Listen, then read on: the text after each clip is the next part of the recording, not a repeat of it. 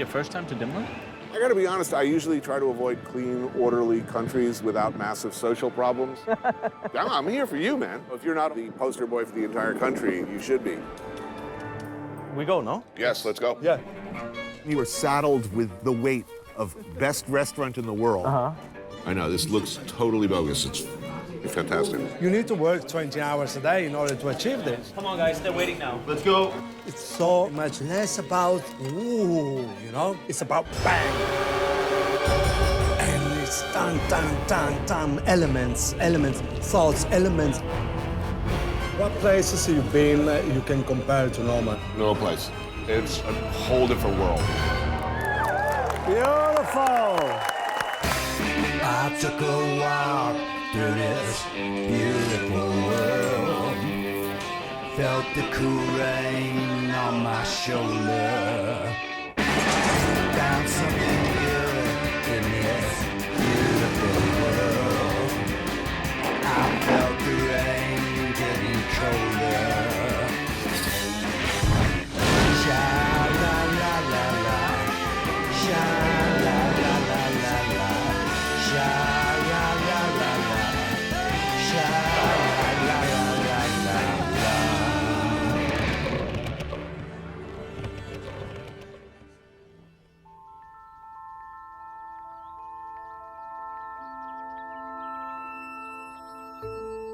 Once upon a time, in a land far, far away, there was a place. A very special place. A clean, orderly, and nice place. Usually, I hate clean, orderly, and nice. The air smells fresh and physically fit. Statuesque blondes pedal through streets lined by old buildings and canals. I read something very disturbing on my way here. Apparently, Denmark is like the happiest place on earth. They actually keep stats on this. And Yeah. apparently, Denmark is far and away #1. Yeah. The happiest, most content place on earth. Well, the colleges are the same for everybody. Free? Free? That's And un-American, man. That's socialism, isn't it? Yes. I mean, here, that's not a bad word. Okay, they pay like 60% of their earnings in taxes. But then they do get things like free health care, 52 weeks maternity leave on full pay. When I had my kids, 2 rooms down, that's where the future king had his kids. There's no like Beyonce suite. No, we're all there, and we're all the same. And that makes people more happy. That looks like a nightmare to me.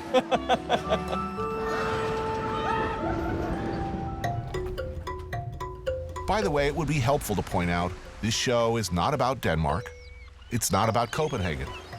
I'm here for one man Food this way. All right. and one restaurant. And then we can start. Yes, chef. Two scalpel up. Yes, chef. 3 inches scalpel going up. Yes, chef. Go, go, go, go, go. Noma is the place where Rene Redzepi pretty much changed the whole world of gastronomy. Let's go. 2 baskets, please. For 3 years in a row, it was named the world's best restaurant by a jury of chefs and food writers who presumably know such things. Come on with those 2. They're sitting waiting. Come on. Wow. Nordic coconuts. Also at the same time, this little bouquet of flowers. Danish coconut. Cheers to that. Cheers. And so, the question, how does this nice, down-to-earth guy rise to the top of the food world, all while presenting things that no one could possibly think would taste that good? Let's have a bite of flowers. Oh, man. Oh, they're delicious. I'm not sure, but that's what I'm here to find out. Have they had the moss? Let's give them the moss. Yes, chef. We know that Noma has been said to be the world's best. This is a dish that is 20 man-hours of work a day. And what we've heard outside of Denmark is that Rene sources his ingredients exclusively from the Nordic region, mostly from within 60 miles of the restaurant. Get a better one than Need this. better vessel, quickly, come on. Yes, chef. Think about that. Denmark is not exactly the Mediterranean. Summers are short. Service. What Rene and crew started, what they're famous for, is foraging for ingredients. Reindeer moss with last year's harvest of sepp mushrooms. And color me dubious. Did you ever eat moss before? No.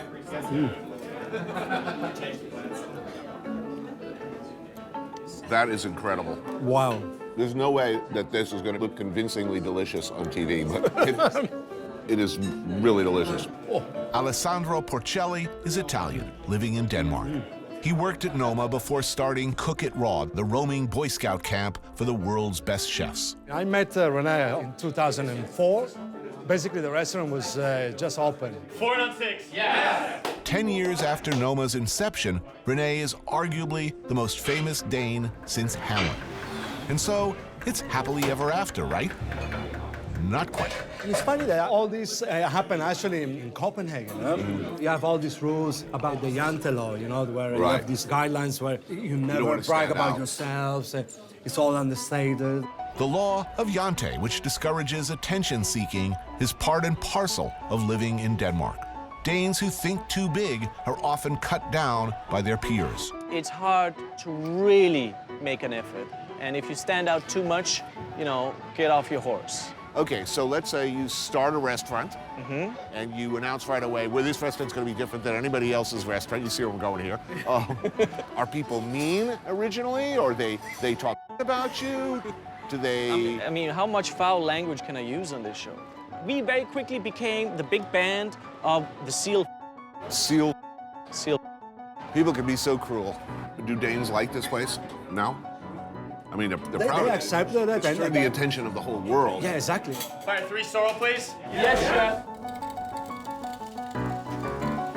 To tell the truth, food nerds, captains of industry, celebrities, you name it, have been flocking here for years.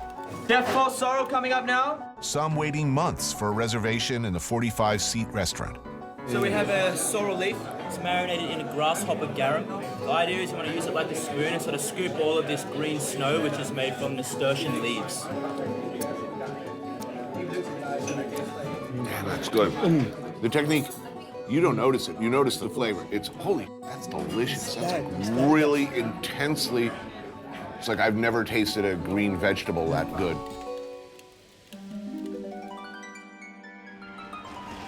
So we're in Tivoli. You see, there's like lawns, people sit down, the sun is out, the birds are singing. This is where happiness was invented. Tivoli Gardens, it is said, is the second oldest amusement park in the world. Stroll in here, watch the pantomime that's hundreds of years old. I've only been here once with my kids, actually. I work all the time, unfortunately. Well, this is usually the place where young kids take their first date. How old is this thing? I don't know, man. This is made for kids. Does it feel a bit wobbly? Totally, and ancient. I'm a little uncomfortable. You see, Copenhagen is dangerous, too. Yeah, right? Whoa. There you go. Damn, you know, this is not bad. So there you see, just this little tiny park in the smack It's center of not the city. huge, is it? It's all just squished right in the middle. It's like Singapore, you know, all dense together. And Yeah, but it's- no death penalty. no, only the sort of the public humiliation if you up with something.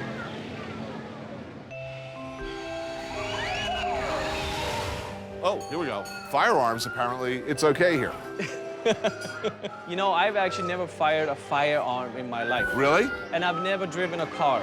You've never driven a car? Never driven a car. Okay, this is good. This will be empowering. This could change your whole life. Yes. Every time you fire, you need to reload. It's important. You don't need to tell him he's American. All right. Man, so is this a competition? Call it what you like. All right. Blow it up.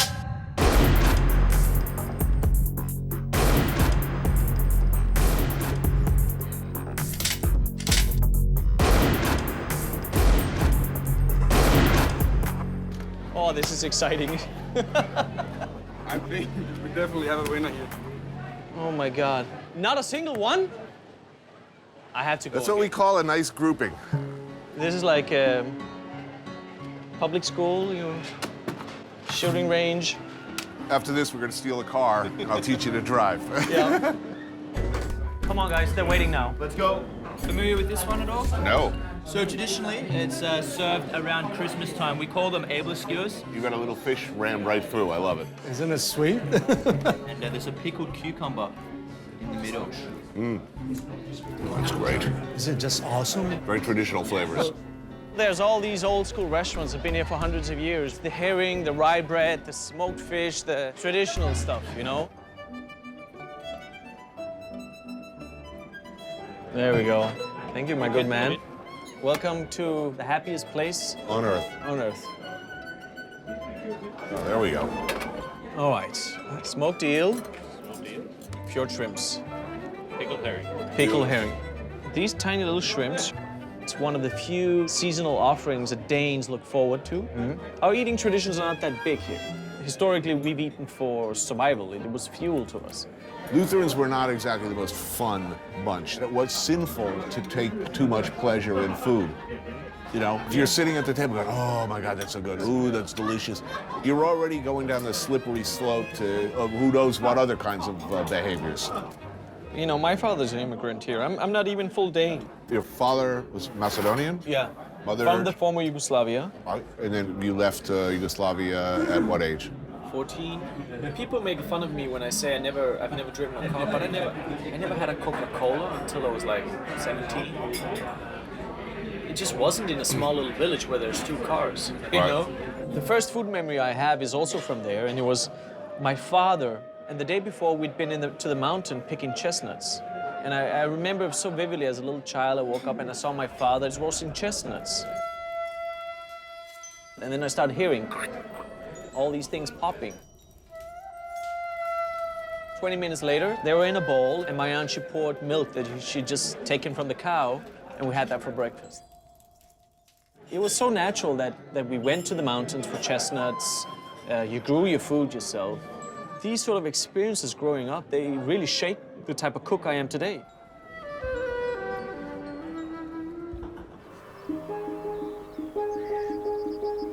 So now you have a generation of young cooks like myself, and they're all over town, looking for the flavor of a region. What is the flavor? What are the ingredients we have, and how do we combine them in a way that tells something of where you are in the world? Between me and nature, there's not so much love. Nature is where bugs live. Port turbot call that? Yeah. But I'm learning reluctantly, over time, how much I've been missing. We can present it now? Renee's proclivity to scrounge around for flavorful stuff that grows wild Welcome to the beach. What do you think of a good old Danish beach? pretty much kick-started the restaurant world's now widely emulated practice of foraging. You see all this grass, but actually these are succulents. We're doing beach cabbage for them, no? Yeah. Rene, since the beginning, is thinking about how to put into a plate what's around you, basically. Well, you need to be like a 19th century naturalist if you're going to do this. Yeah, you're you going need play to be a this. botanist, a naturalist. Chew on this. You taste cilantro? Yes, the cilantro. Disguised as grass. Here, here, here. It's everywhere. Good to go? Service? Service? So we have some roasted turbot. The roe is on the top there. Beach plants, beach cabbages around the outside. So I know these ingredients. We were plucking them yesterday. Yeah. Wow. This should be the future, no? Your mama cooked these dishes. Let's go and forage, guys. Come on, kids. Oh, there you go. Look. Sea beans. Salty, juicy, crunchy. I mean, if I were looking at this at home, I would very much be thinking, come on, man, it's grass. It's grass. Yeah. It's green stuff that all tastes the same. Yeah. It totally doesn't. It totally doesn't. Now, is some of this stuff poison? Yeah. Have you ever eaten something that Oh, yeah. Yeah. On-the-spot diarrhea. really? Oh. The dark side of foraging. 2 fish heads. Yes, sir. Growing your own food, finding your own food. Yeah. That was life in Macedonia. Yeah. But for a lot of people right now, it is an affectation. The worst moments, the worst meals are when people are just following a sort of a culinary trend. And they will see, oh, there's an edible, but it tastes like but it's edible and it's foraged, therefore I put it on the menu. You know, it's gonna go on the fish no matter what. 2 pikehead walking, beautiful. Oh, now. Like heads with the beach ribs that you guys foraged from yesterday. Ah, Okay.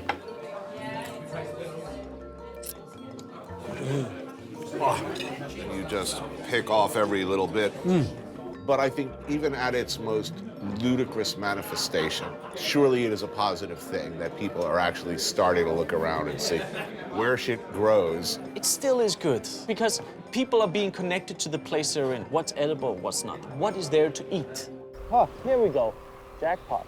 This is a mustard, beach mustard. In 3 weeks, this is gone, new things come out. This is our bread serving. It's a sourdough bread that's made with a Swedish grain called ulen. And this is a cow's milk butter that has not been churned all the way. It's called virgin butter. Oh, God. This is amazing, huh? Butter like this, where you can pretty much taste what the cow ate. You know, anybody who's milked a cow, this is a flavor of childhood. Fact is, there aren't a lot of people left where I come from, who've milked a cow.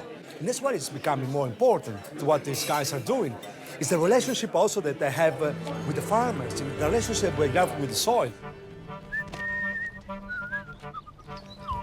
So this is Søren's farm, but we always say our farm. We feel like it's our place. Søren is René's primary supplier of farmed meat and vegetables. Look at the soil here. You see all the mussel shells? Yeah. These are shellfish because this used to be marshland. Like René, he's not your ordinary Dane, and his farm is unlike the others around here. This used to be monoculture. Yeah, 15 hectares with carrots. Just carrots. And now, how many, what are you growing? Between 120 and 170 different things. True, there are tractors and rows where potatoes and carrots grow. But much of what's happening here is a mix of wild and cultivated. This is wild angelica. That's chives, the purple flowers here. Oh, yeah? Yeah. Wild onions. And you could grow them. Here, let's grow some for next year. There you go. The first time you come up here, you go into this and it's like, a flower garden. And he will say, no, this is the leek field. They're so nice. You're touching them like they're jewels. They are jewels. Let's grab a bunch of these for lunch, no? Is leeks going? Yeah. The pressure in farming is to have a monoculture and to provide year in, year out what you know is going to sell and what the market demands. Do you mind grabbing a few of these plants? They're going to grow up, so don't take the root. It's very, very hard for a small guy to say, you know what, I'm not going to grow carrots anymore. I'm going to grow a whole bunch of different interesting things, and I'm going to grow them as well as I possibly can. Yeah, this is pretty much a first for me. This is the first time you fall to your knees for a green plant? Yeah. How long for leeks? 2 leek up, 2 leek up. Do you think we'll ever reach the point where guys like Søren will be in a very good place? I think that if we cut the middleman, get the producers, the farmer, to talk directly with a guy like René. Nobody ever teaches you that the symbiosis you need to have intact is with these people that grow the food. You're never taught that as a cook, which is strange. No, get a better one. Can we have another leek that looks more similar in size to this one, please? Okay, let's go. And I think also, respect to your chefs, how should you know anything about this landscape? I've been here for 30 years and I just know small, tiny part. Grilled leeks. So we just scoop it up. I think we picked these yesterday. Ah, yeah? Oh, man. That is the meatiest, most umami-filled vegetable I've ever had. Yeah.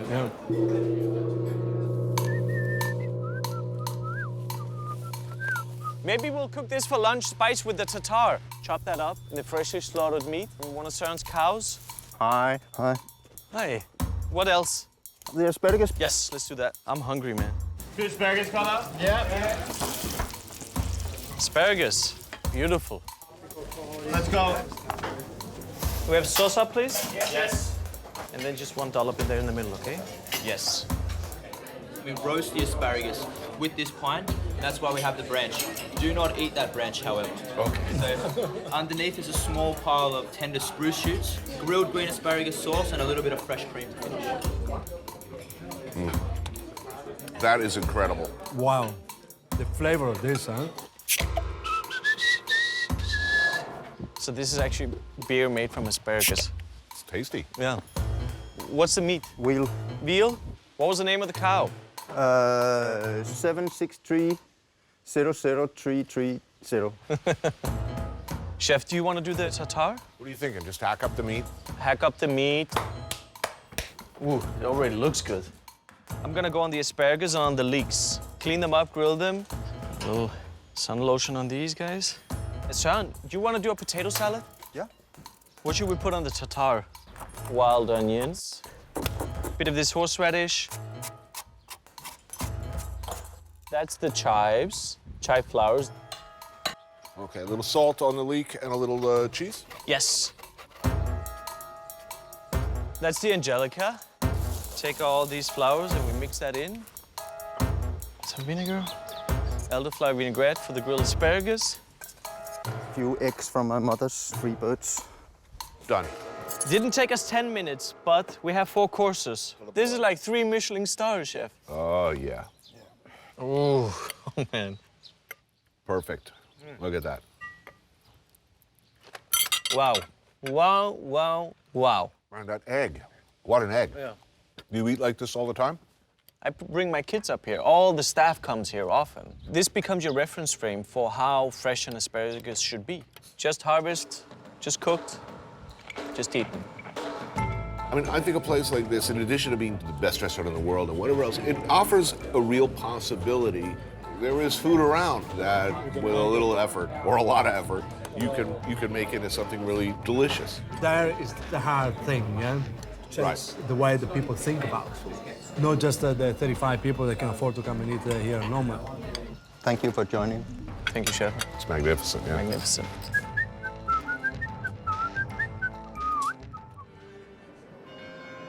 Look, there are always going to be some people out there who hate the very idea of your existence. Yeah. From the very minute they even think about you.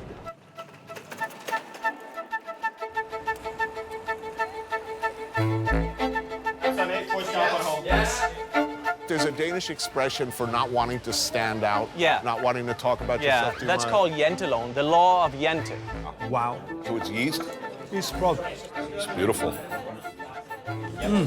Here we are, 10 years ago. We're opening. We're saying we're gonna try something else. 2 lobsters on hold. 2 lobster roll called out. Yeah. Stuff like that in that time was just unheard of. It was beyond stupid. And why do you even try? Why are you fiddling with stupid concepts? Brought to wild lobster claws and nasturtium petals. Wow. Look at this. This is very complex.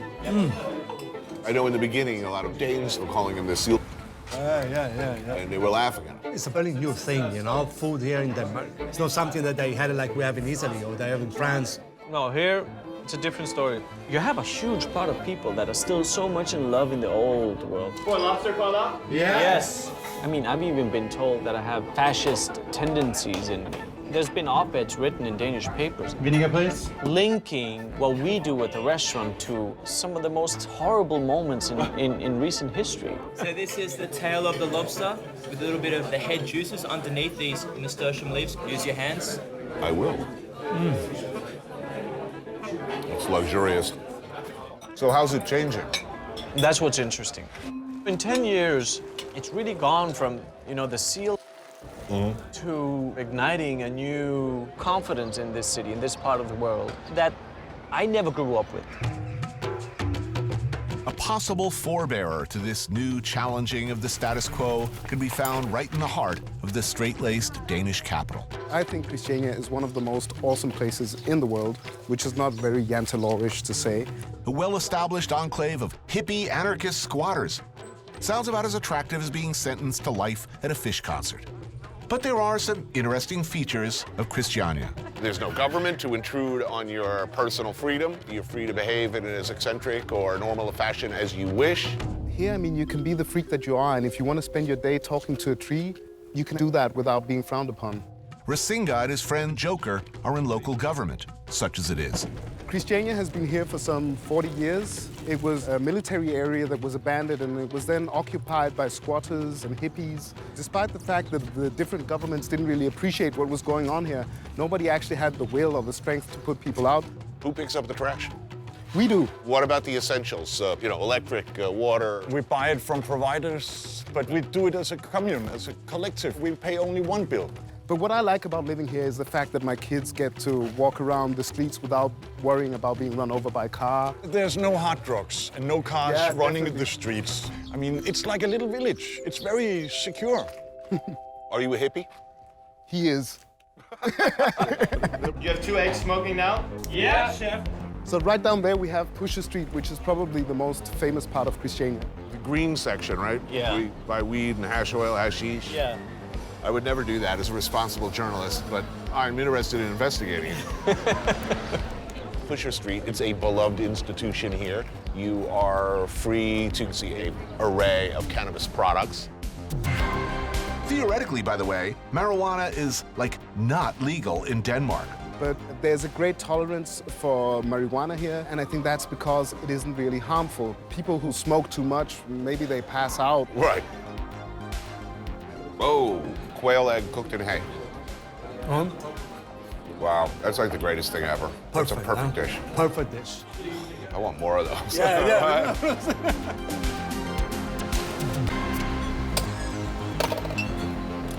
So here you go. Thank you.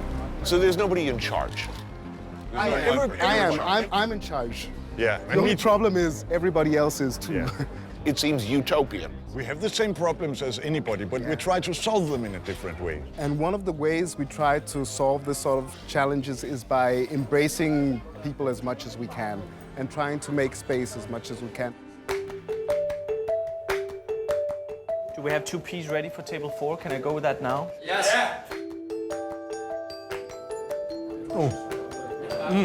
Extraordinary.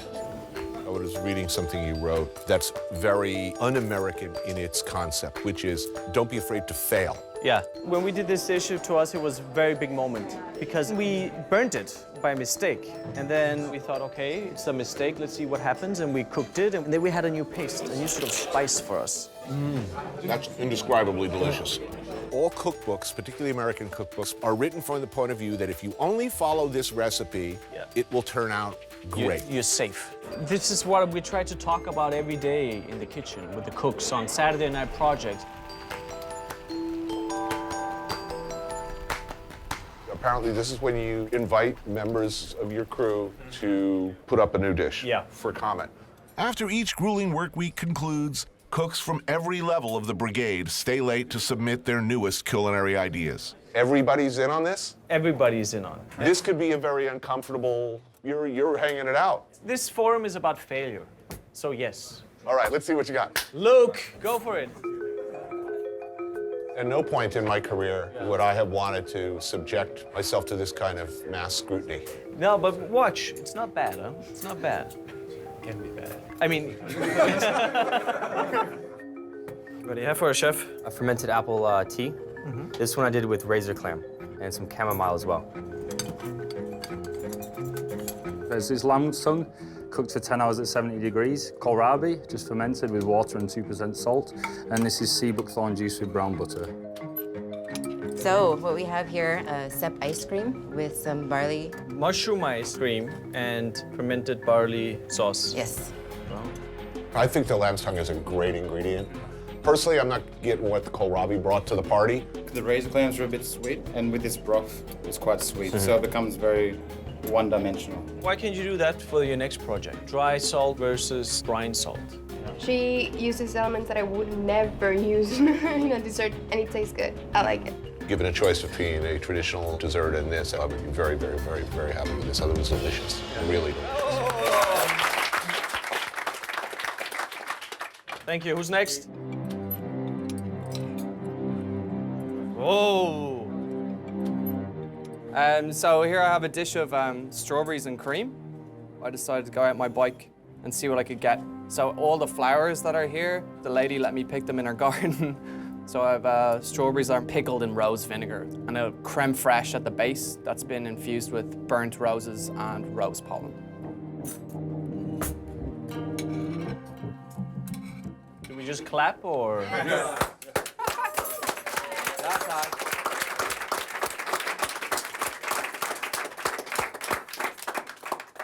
And then that might well end up on the menu?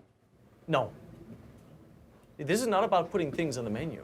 No, I mean, if somebody makes a masterpiece, it's their masterpiece. Really? Yeah, of course. Isn't it your historical imperative as the chef to take his good work and innovation and put it on the menu and take credit for it as your own? I mean, that's the way it's been done for centuries. This is not the point here. The pursuit of enlightenment and knowledge is its own reward? To me, yes. Is that it? Cheers, everybody.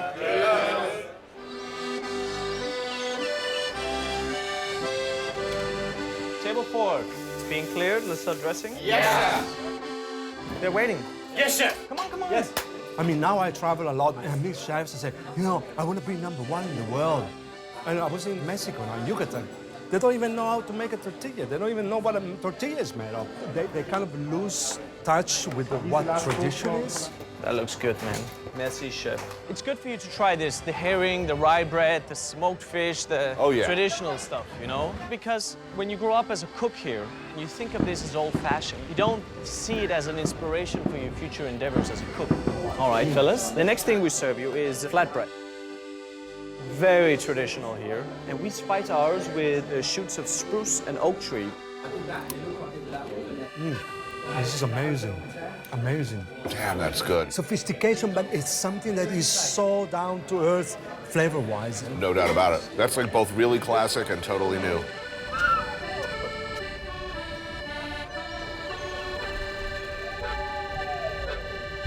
How you doing? How are you? Hello, it's Nils. Cheers. Cheers. I'm learning. Danes may be stiff, but they sure as hell know how to drink. Niels is a Danish Renaissance man. Drinker, sailor, charter tour boat operator, musician. So you're a neighbor of Rene Of Noma. and Noma. Noma. I have known him from the absolute beginning. And when Noma, can we start now? Yeah, we're going. We're going. Well, what did you think of him when you first met him? I saw an ordinary man. He fight for what he think about. He had a vision. Yeah, a vision. He have a vision and fight for this. All right, it's very close for two bitters. Yes! Nice done, chef. Oh, there we go. What is that? Oh. Look at the beautiful girl there. Cheers. Here we go. What was that? Gammeldansk. What's in it? It's Gammeldansk. I know, but what is that? I don't know exactly how you make that, but it has been drinking in Denmark for many years. So we have Gammeldansk. It's a liquor. So it's a Danish bitter that has about 30 different herbs or so. So we made an ice cream with dehydrated milk and sorrel. It was delicious. Oh, exceptional. Oh, here we go. Gammeldansk. It is good. It works. It is good. It works. It works. Look at this. Where you come from? New York? Yeah. Yeah. How did you know? What? It works. He said. Thomas, can you come and help me dress here? Yeah, don't let them touch each other, okay? Yeah, just there. Perfect. What would traditional Danish food be for you? Potatoes. 2 potatoes.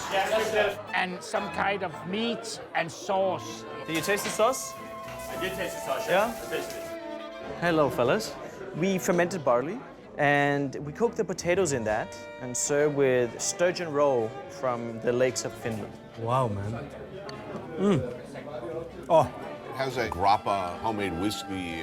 After it, yes. I know this flavor well. One more time. Here we go. What are we doing? What are we doing? Going to? I'm a little bit hungry. The famous, the Danish national late night dish.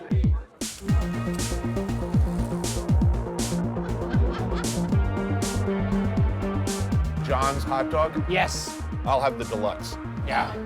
This one is an organic sausage. Organic sausage. Made with wild garlic and bacon. Sounds good to me. He make his own mustard. Wow. Onions and pickled. Whoa. Here we go. That's a classic one. All my happiest moments seem to revolve around meat in tube form. That's superb. That's really good. Don't film me when I eat that. Now, we'll only the moments when we look good. These onions are awesome. I think that's the way. We have to make something new. But respect the classics. This is what we should transmit to the young guys, you know? The passion to present something on a plate that is delicious, but also make sense of your own environment, but it's authentic, it's yours. If you don't have a clear understanding about what tradition is, how can you innovate? Come to Copenhagen, Noma for lunch, John's for dinner. And Somewhere in the middle, yeah. Gammeldansk and beer. Right.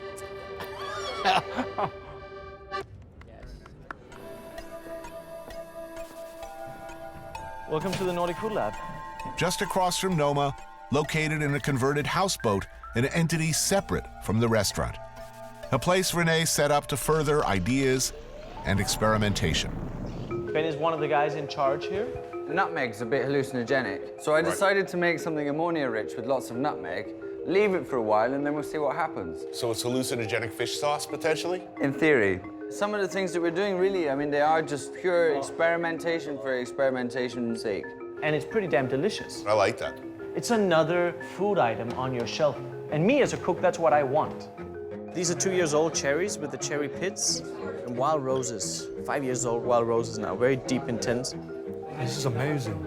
Amazing. But they're not just thinking about what tastes good now, they're talking about, will this taste good in 2 years if we ferment it or age it or dry it? We like to ferment it. We add bacteria to it so that it needs 3 years of time and then it becomes utter delicious. The diversity available to us through looking at fermentations and looking at different bacteria, looking at different molds, yeasts, all sorts, is absolutely enormous. There is stuff rotting in jars and vats to these experiments in fermentation and flavor. You're all doing some sinister down there, I know. So this is a ferment of Chenopodium, a wild type of spinach which grows around here and no one uses them.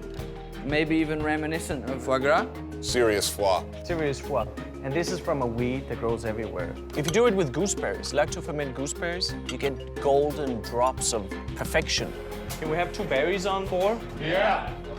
All right, fellas, the next thing we serve you is the dried-in juices from last year's harvest of blackcurrant, and then we wrap it in wild roses that we've had in vinegar for 2 years now. Oh, lovely. Acidity, creamy. It's like super powered. What?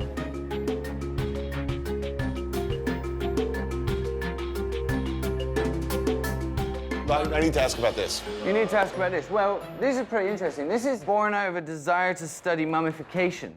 Everyone used to eat mummies, apparently. They were considered a panacea. So this has been cured with resins, alcohol, spices, with honey, with propolis, all kinds of things that would have been used in a mummification embalming process. Let's taste it. Let's taste it.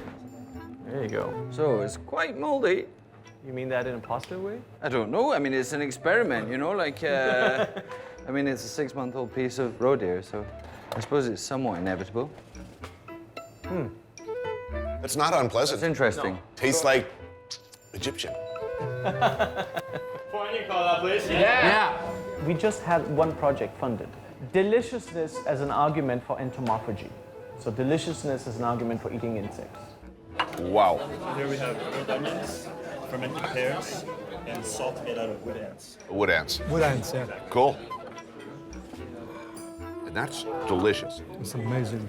You know, some of the ants we've been experimenting with, that's like you eat it, it's like zing, it's like excitement in your mouth, party, everyone's invited.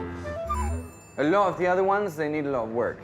Here we've got wax moth larvae mousseline, which is with hazelnuts, and then you've got a morel sauce. This is bee larvae. They're like little lumps of fat. It tastes like insect. Yeah. Next taste, fermented fish, herrings. We stuff them with molded grains, and these have been here since January. So it's been filleted and then put with juniper and with lingonberries, a little squirt of aged apple vinegar. Wow. It's delicious. That's good, man. Yeah. That's lethally good. Yes. I can think of 10 different ways I'd like to eat that. Definitely. Standing up, sitting down, on bread with beer. Being fed. So it sometimes takes a while to stumble across these things, but slowly but surely they come out of the woodwork.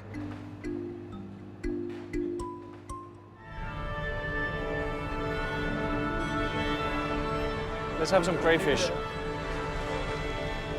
Delicious.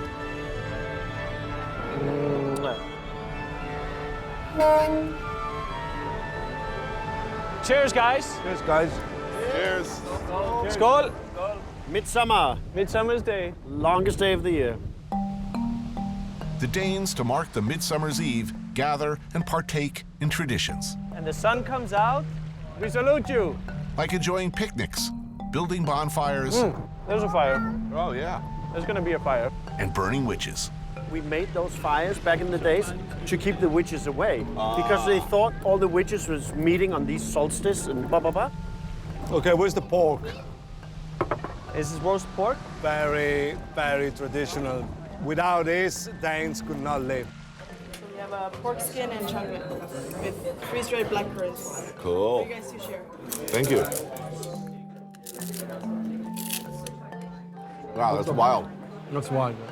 It's the flavor of Denmark, right? Roast pork with crackling, red cabbage, pickles. Man, that is a serious sandwich. That's Oh, that's just amazing. Oh, a rainbow. This is almost too pretty.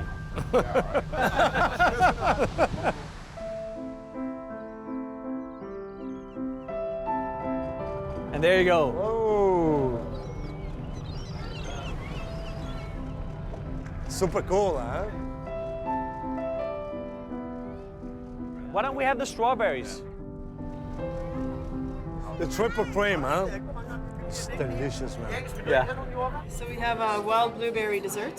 So this is a sandwich, one for each of you, and the first of the wild strawberries. for you to Oh, enjoy. beautiful. Look at this. Like a picnic in the park, yeah? Wow. So the midsummer day in Denmark. Wow. Look at the witch. Burn, witch, burn. Vi elsker vort land, når den senede jul tænder stjerner i træet glans i hvert øje.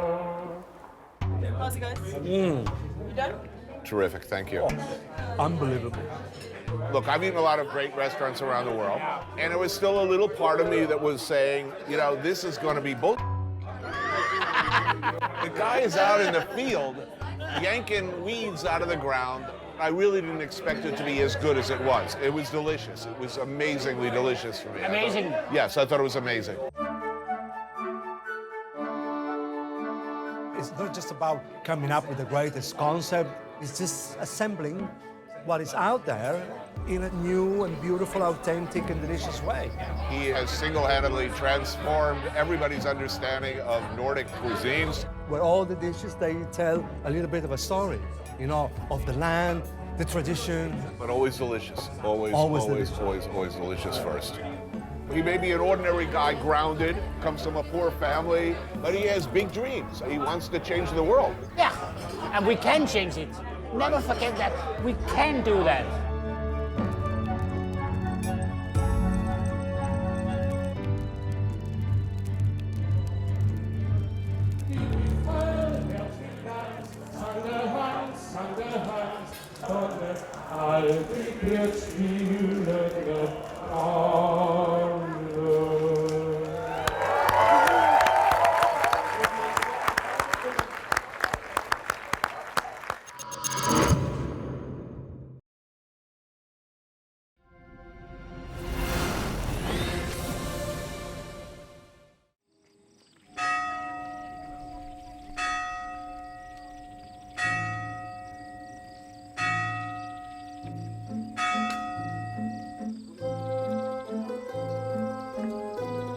We go up this beautiful mountain, this incredible town. It goes back to the 12th century.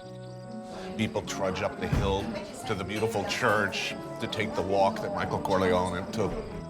Now and forevermore, it will be sort of the Godfather theme park, where they're just playing the Godfather theme over and over. I think most thoughtful Sicilians are disgusted by this. Imagine that, waking up every day. As one bus after another filled with Japanese tourists go up there. Oh, look, Michael Corleone got married there. Oh, it's so fantastic.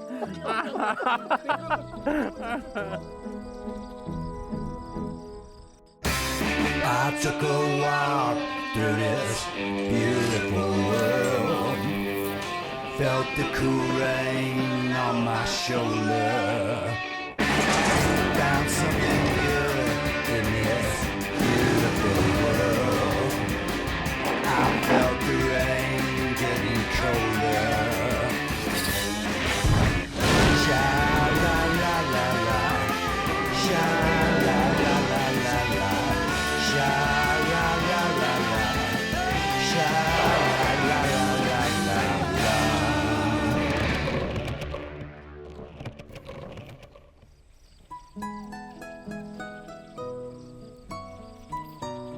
It's one of the most beautiful places in Europe, a place whose roots are very much the roots of the town where I live. But somehow I've never been able to get it right. To tell the story, any story, of Sicily. It's the biggest island in the Mediterranean, Two main towns are Palermo and Catania on opposite sides.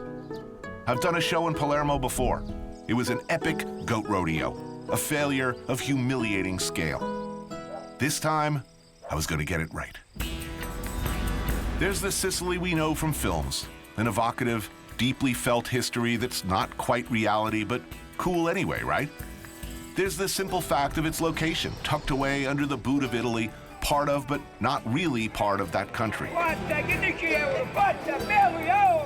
Its own language, culture, its own history of Norman, Arab, Spanish, Roman, Turkish, Egyptian interlopers, all leaving their mark and their influence.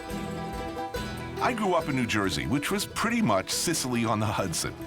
The Italian Americans next door weren't from Milan, I can tell you that much. I guess what I'm telling you is, I figured this'll be easy.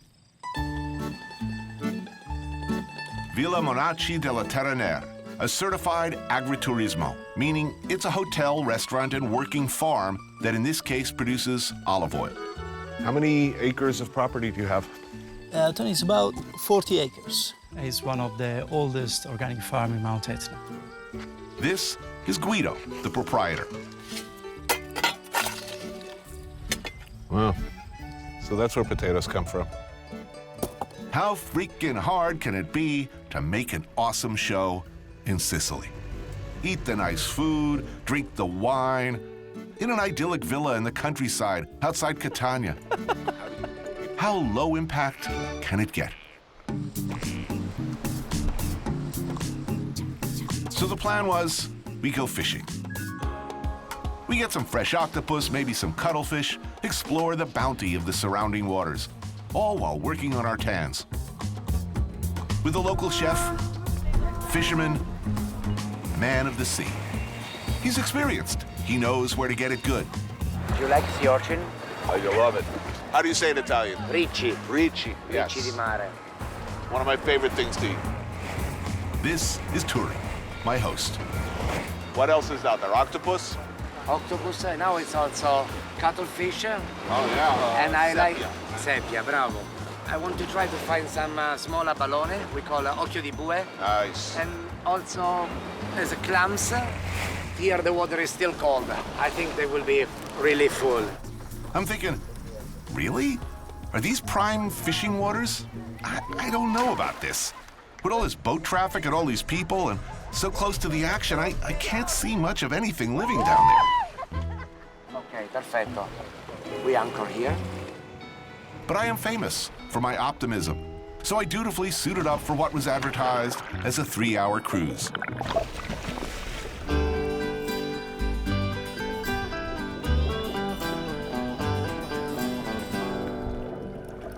So I get in the water and I'm paddling around and splash.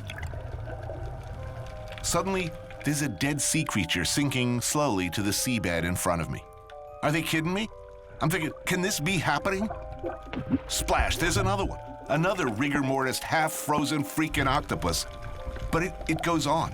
One dead cuttlefish, deceased octopus, frozen sea urchin after another. Splash, splash, splash. Each specimen drops among the rocks or along the sea floor to be heroically discovered by Turi moments later and proudly shown off to camera. Like I'm not actually watching as his Confederate in the next boat over hurls them into the water, one after another. I'm no marine biologist, but I know dead octopus when I see one. Pretty sure they don't drop from the sky and then sink straight to the bottom. How many we have octopus? 3? Yeah. Okay, I try to get some patelle now. And also some occhio di bue, small abalone. Strangely, everyone else pretends to believe the hideous sham unfolding before our eyes, doing their best to ignore the blindingly obvious. No, lascialo andare, non fare più nient'altro, lascialo andare. Then they gave up and just dumped the whole bag of dead fish into the sea.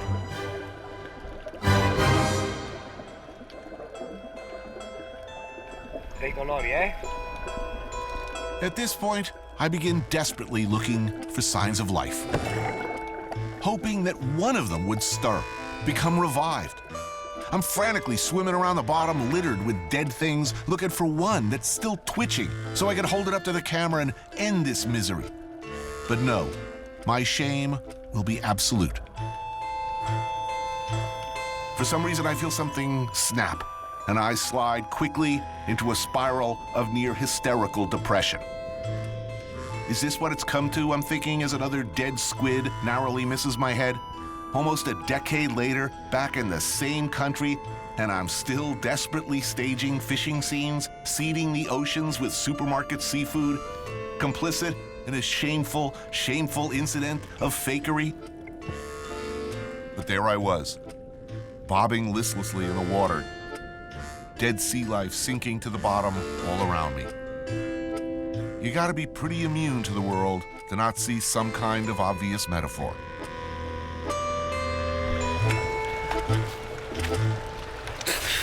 Buona. I've never had a nervous breakdown before, but I tell you from the bottom of my heart, something fell apart down there, and it took a long, long time after the end of this damn episode to recover.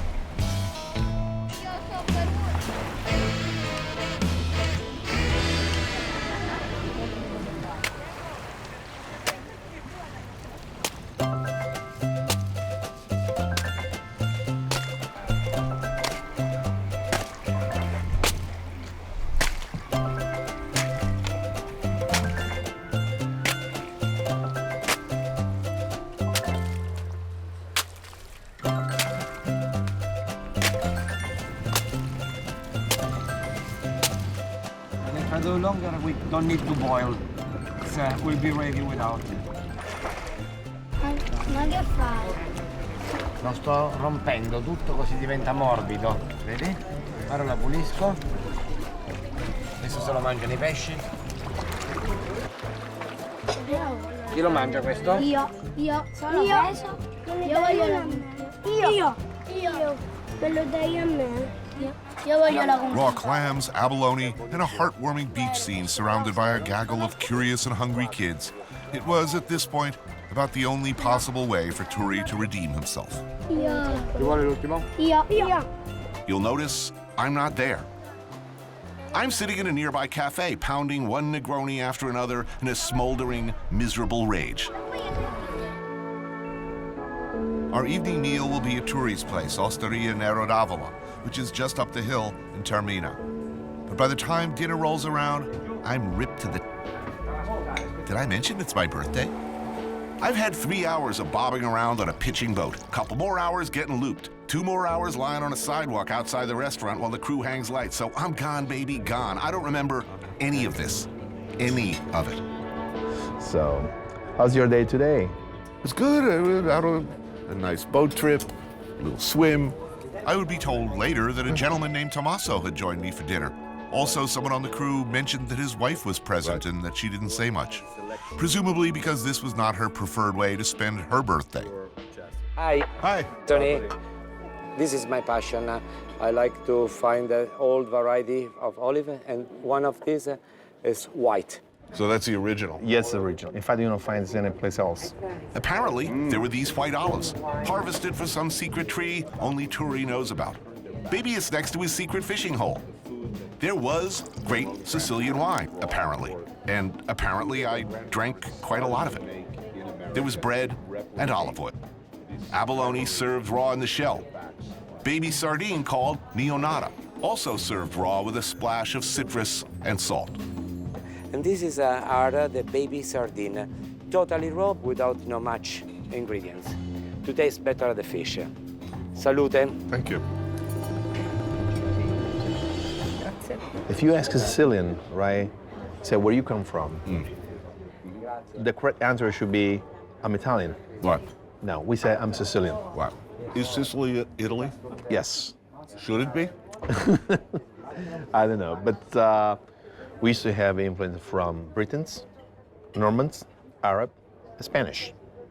So basically we are a Mexican. We are blender. Oh look, my octopus. I remember personally catching that one. It was a mighty struggle too. No, actually, I don't. Polybone? Octopus, Yeah, the octopus. Pretty. Oh, beautiful little shrimp. Very tender, the octopus. Very nice. And another traditional specialty. I'm told they call this tuna tartare. And cuttlefish. I recognize you, my friend. Now, crudo like this, how traditional is this to Sicily? I think from the part of the sea, they almost eat raw. Always? Yes. But fishermen only, fishing communities only, or in restaurants? Always, No. as long as you've been alive. You go to a restaurant, you see crudo like this? No, I see crudo in the poor family. So it's not like there's Japanese influence, but the Japanese sort of gave everybody permission to eat traditional foods, their own traditional food. What are the great mother Sicilian classic dishes? The anchovy. Anchovy and parmigiana. Pasta con le sarde. Okay, that's I think this is for me. With the sardine. Yeah, but it's an explosion of flour because this plate that it's Arab, born in a period when Sicily was very poor. This I like. I even remember it. Pasta al finocchietta. Actually a true Sicilian classic made with fennel, pine nuts, saffron, and anchovy. Served alongside some sardines that have been curing in chestnuts and salt for days, then lightly fried in oil. We have to use our hand. We have to use a hand to eat the fish. This is no problem. Best taste. I must have slunk back to bed somehow, collapsed into a sodden, drunken heap of self-loathing. I would ordinarily have turned on the porn channel and maybe loaded up on prescription meds. But there's no TV at the Agriturismo.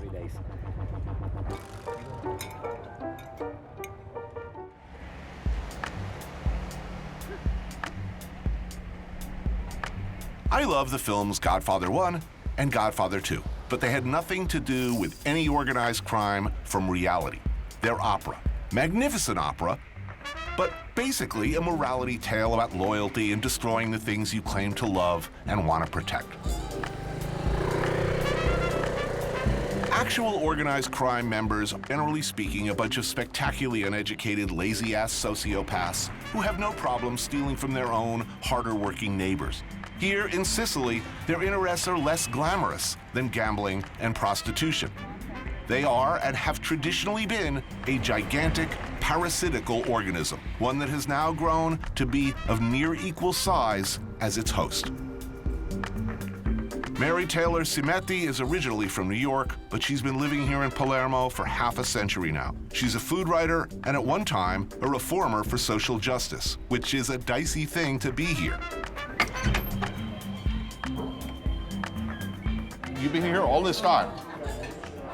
Well, why? Well, I came for a year. It was going to be a year between college and graduate school. I just finished college. I met a man, and therein lies the tale. I married a Sicilian, and I've lived here ever since. Piccolo Napoli. It's a restaurant like a lot of others around here, except for the quality of its food.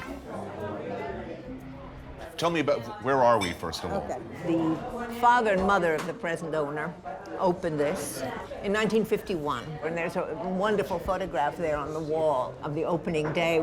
It started as really a tavern and has become a well-known and much appreciated restaurant now. It's very straightforward Sicilian cooking at its best.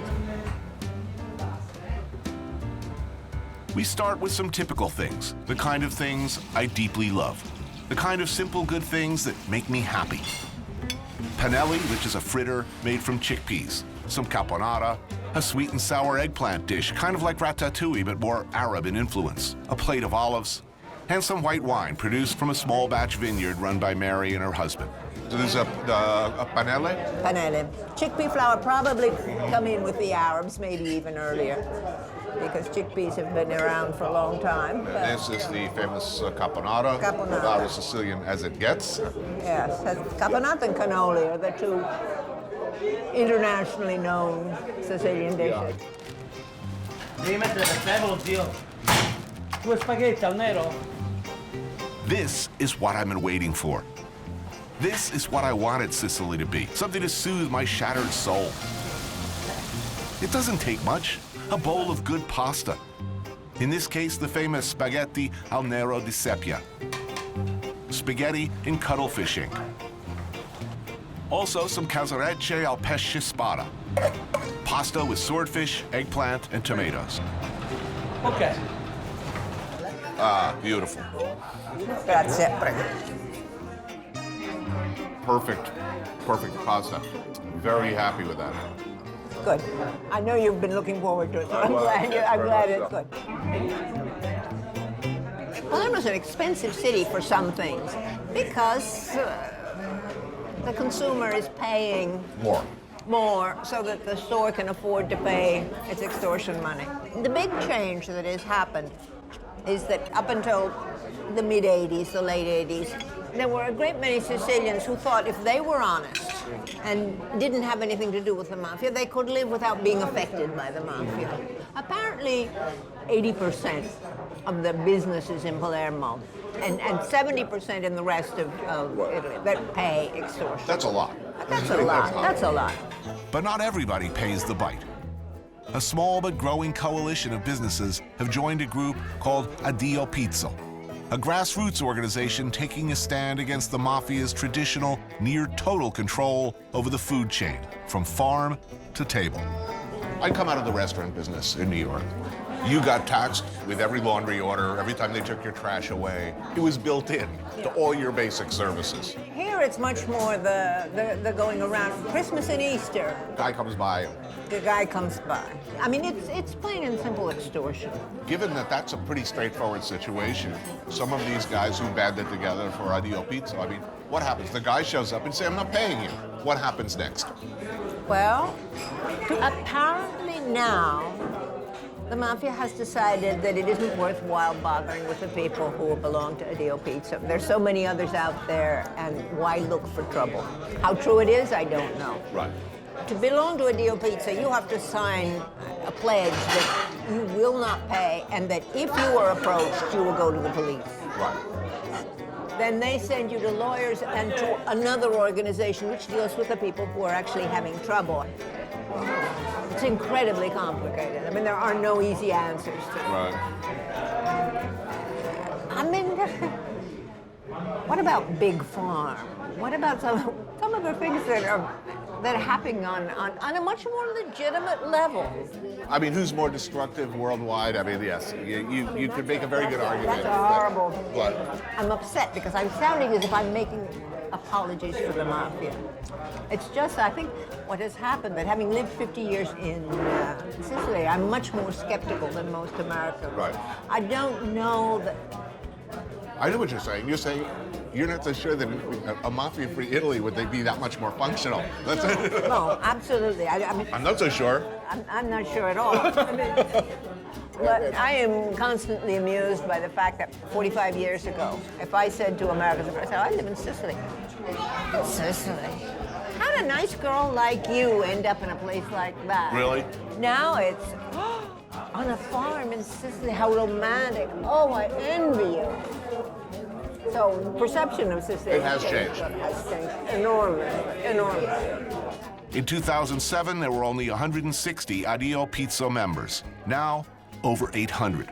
Pretty cool considering we're talking about a group who have demonstrated no regret or hesitation in killing judges, politicians, police, prosecutors.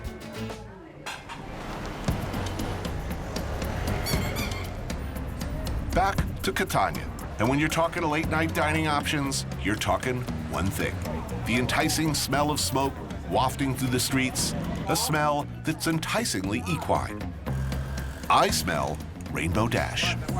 Oh no! Oh yes! Vai! Yes! Yes! Yes!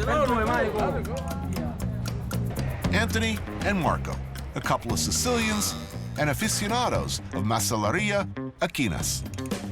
This is Via Plebiscito and San Cristoforo. It's one of the older side, famous, pro families of mafia, that grows in crime organization here. Then nowadays seems, yeah. Nowadays seems to be like a bit more quiet because they are all getting arrested, so they prefer to sell meat against drugs. So right over there, you can bet on a horse. You can bet horses, yes. Here People you like eat to bet horses, and here you eat the one that loses. Right. The loser goes on the fire. It's not a nice thing, but I mean, sometimes happens for real, huh? Cycle of life. All right. Buonasera, buonasera, buonasera. So why horse? Where does this tradition come from? From Arabs. Maybe also the Egyptians. Then we have Greeks, 750 years before Christ. Then we have Romans, because we have to say that Sicilians are big bastards. We can say that. You know? Yeah, of course, because we have been conquered by everybody. Also our dialect. There are many words that are understood by other people. If I say a Sicilian dialect word, maybe an Arab can understand me. An Italian, no, because Italian language comes from Latin. Something different. We are Sicilians before to be Italians. Right. Remember this. Oh, no, I'll never forget. Com'è bella, vero?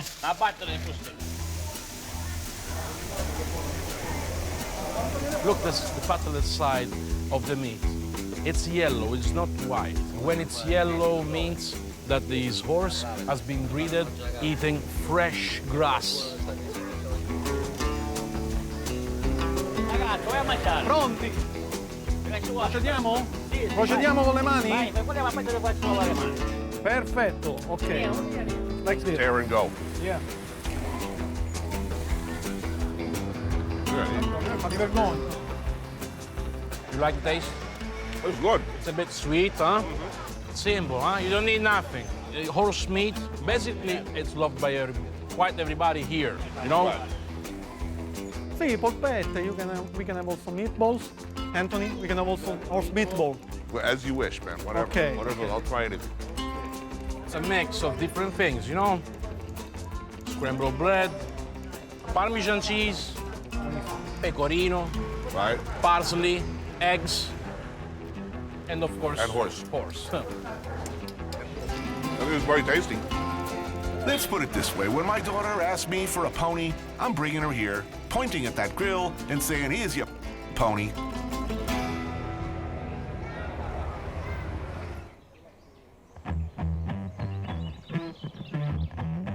Parco dei Nebrodi is a national park, and within that is this free-range pig farm. They breed these special heritage pigs there, the black boar of Nebrodi. Combination of wild Sicilian boar and domesticated swine, thought to have been brought here from Spain long ago, this breed of pig is raising the profile of the pig here. Smell of shit everywhere, eh? Look, they hear now the noise of the car. They will arrive. Fantastic. Like any good-tasting, high-quality pig, the secret is largely, what were they fed? How did they live? Were they happy? I'm a hunter. I never seen so many in once. It's like I feel... You should be shooting something. Yeah. È spettacolare, eh? A poorly fed pig who lived his life in squalor, stress, and fear makes for bad pork. This is why we should treat animals well. Not just because that's the nice thing to do, but because it makes them provably more delicious.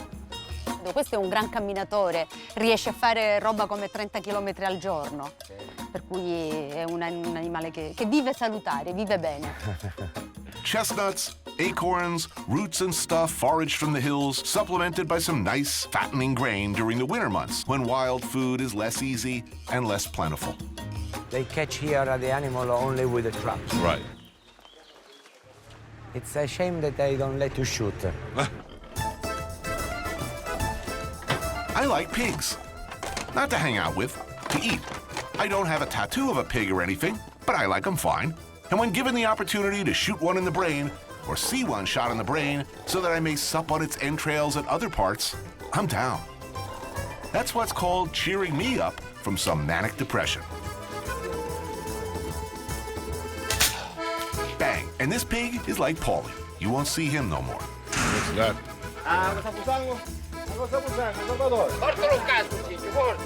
Even with the brain dead, the heart still goes on beating, sort of like, pick a Kardashian. In this case, however, those last few beats of the heart are absolutely necessary to pump all that red cravi into a bucket for sanguinaccio. The salt helps keep it from coagulating prematurely. Allora, io sto levando la fibrina. Yeah, looking good. And so fast, incredible. There's a Kardashian joke there somewhere. Kim gets ready for the big day. It's date night at Chloe's house. Real housewife gets ready for summer. Grooming tips from Teresa Jeanette. I got 1 million of them. Let's hope Kanye never has to see this. Oh. We hang now. Vai. Vai. Vai, una franticchia. Then get to work. Okay. Very fast, eh? All those good bits, the lungs, kidneys, they get cooked slowly in fat with garlic, chili pepper, little wine. Is the meat also what? The liver? Sì, fegato, cuore, un po' di salato, vino, forse qualche poco di carne. So it's all in the interior. All in the interior with a little bit of fat. That's like pork confit. Yeah. Ah, that's pretty. Meanwhile, the intestinal casings get filled with blood and gently poached until creamy, bloody delicious. Yeah. Come duro, amore. And a nice spread of homemade cured meats, local cheese, and homemade wine. Let the party begin. So, what do we have here? Let's identify these products. Capicola? Capocollo. That's the sliced This is the prosciutto. Yeah. Lardo. Lardo. Pancetta? That looks good. Anche guanciale. The cheese is a local.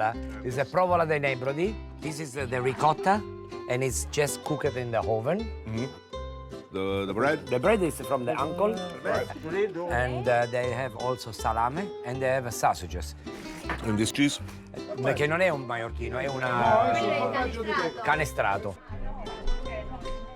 And what do you call it? L'interiore. Yeah, the interior just on a pan. Right.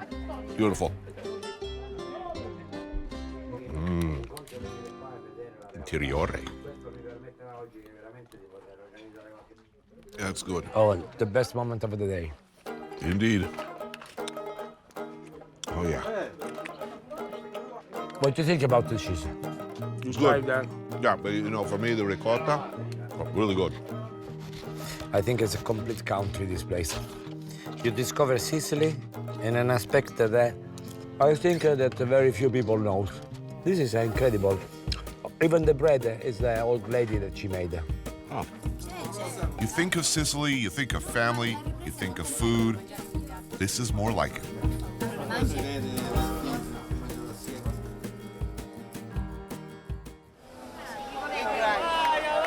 Spaghetto numero 7, Dalea!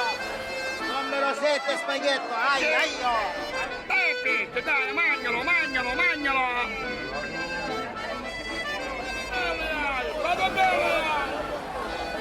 We'll stop here for the shrimp. Catania, the early morning market. It's been going on for longer than America's had a country. It's old, I tells you. They know you here? You shop here often? Yeah. This is not Tommaso's first trip to the market by a long shot.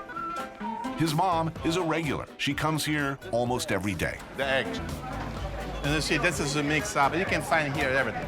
Each butcher, more likely they have their own specialty. Fresh ingredients, you know, baby lamb. Yeah, baby lamb, the sausage, the hamburger, the polpette. That is the pecorino Noma. At least it's about 6 months old, at least. Oh, over here. This is the place where she buy the spices for home. And the veggies.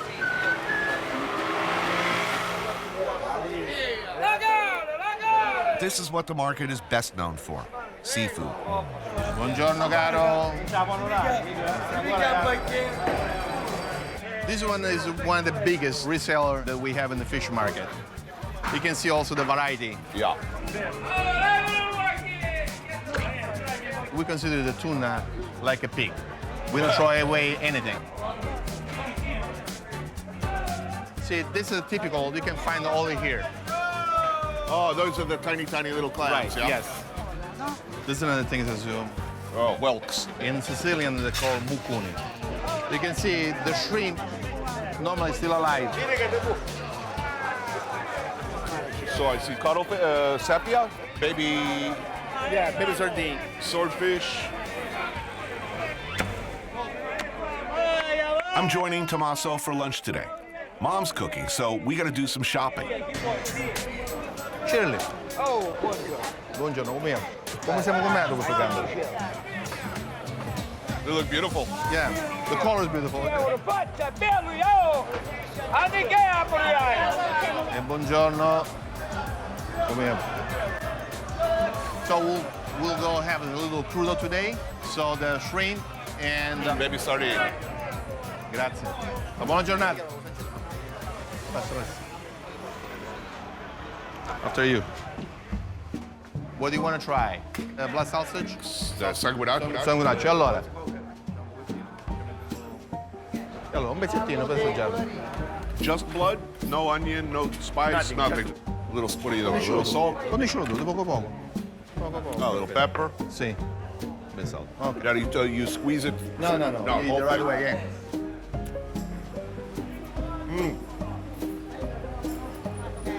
Questa sì, è italiano? Sì. Trippa. Trippa, sì.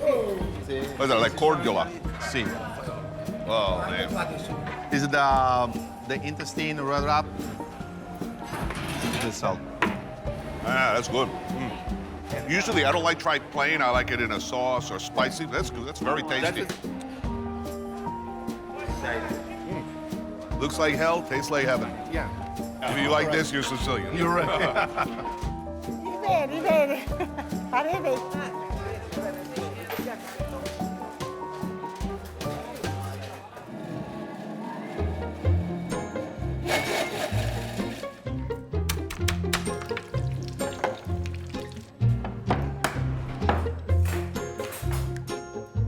I don't have any grandparents. My mom, I guess she cooks, but the last time she ever invited me for dinner was like 1972. So given that tragic, dysfunctional, too much information kind of history, is it any mystery why I'm always on the lookout for grandma? Anybody's grandma will do. Hell, I've been known to cruise rural state highways, looking for hitchhiking grannies to abduct, so they'll cook for me. And given my fragile emotional state, it makes perfect sense that I've dragooned Tommaso's mom into making me a nice lunch. Is that heartwarming or like creepy and sad? Hey. It smells good in here. Let's go open wine in the meantime. All right. No, cheers. Chin. You need any help chopping parsleys? Ah, perfect. For lunch, we got the shrimp and sardines from earlier at the market. But first, this. Let's grab one. It's like arancini, but with a hollowed-out potato, filled with cheese, breaded, and fried. Ooh, delicious. Basically, what we do to finish the potatoes ready and fill with all the cheese. Yes. The dip in the eggs to seal the potato. Right. And then the crumb bread and fried. My mother used to cook for everybody, even if it was midnight. My parents' house was the focus of my friends. Right. So when you have to do something where you want to share some time all together and they have dinner, so my mother's cooking for everybody. Because the problem here is that when she cooks, even if she knows that it's only for 5 people, she cooking for 10. Okay, just in case.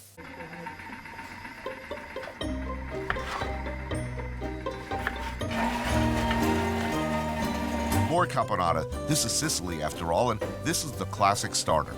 Also, a bread and tomato salad. Would you like to try something? That's old school. We toast the bread, make it a little bit harder.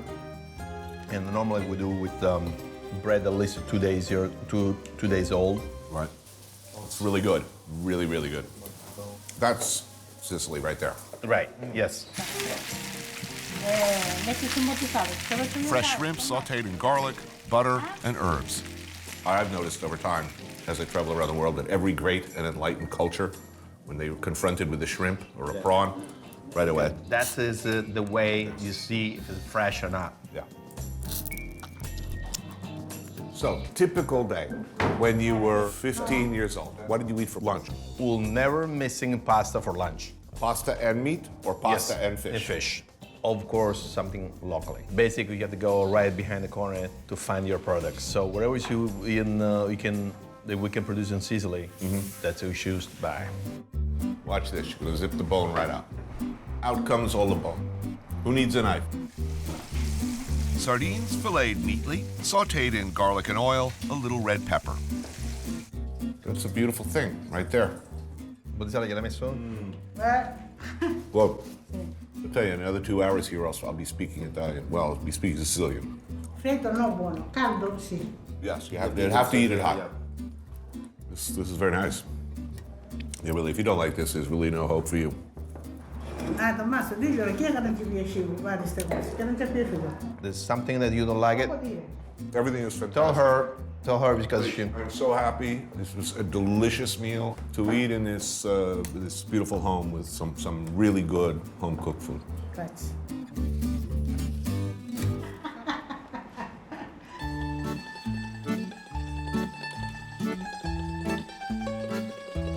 My last night in Sicily. And after this, I'm going back to New York, crawling under my bed and adopting the fetal position for like 6 weeks. Can I cut some vegetables? I may look normal. Okay, I don't exactly, but I'm not barking uncontrollably or running around shrieking with my pants wrapped around my head, which is what my instincts are telling me I should be doing. To me, one of life's great joys is cheese. No, I'm eating cheese, which makes me happy, always. And drinking wine, good wine, and a hell of a lot of it. And I'll just make it over the hump with any luck at all. So we have a mozzarella here, a pepperoncino. Sì. We can start with that one on the middle. I will.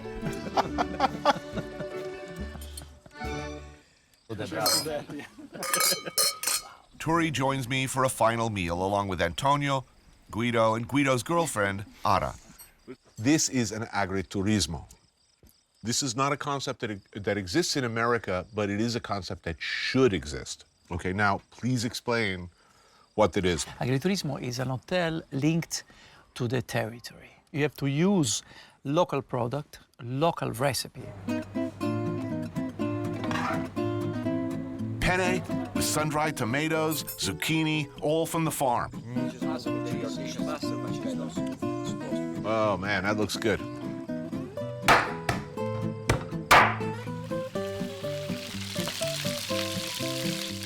Wow. Fantastic. Whoa. Some nice rabbit, olive oil, also from the farm. More wine. I might just make it. What now? This is called coniglio agrodolce, sweet and bitter. If you talk about Italy as a whole, it is the most interesting aspect of Italian cuisine. Not just gastronomically, but philosophically, because it is a philosophical thing. Life is too good. I need a little bitterness to remind myself of the eternal tragedy of our existence. You are right, the part sweet and sour of the life. One final attempt before I go to extract something meaningful on what it means to be Sicilian. What's wrong with these people in the north?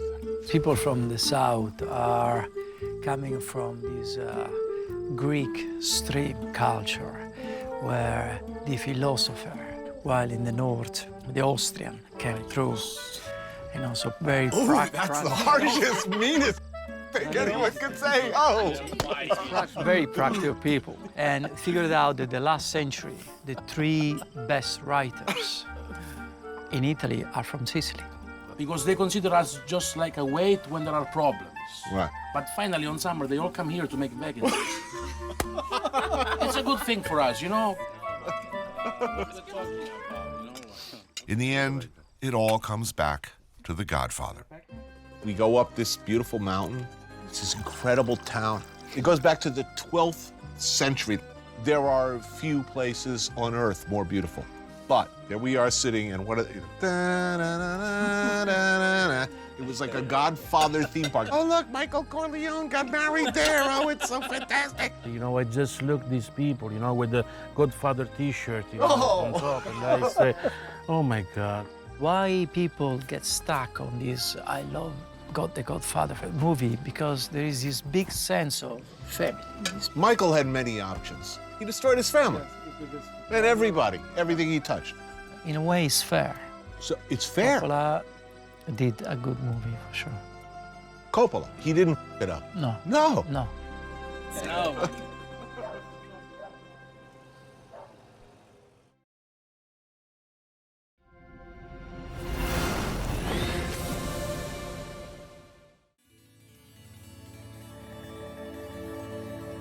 Detroit's the city of champions.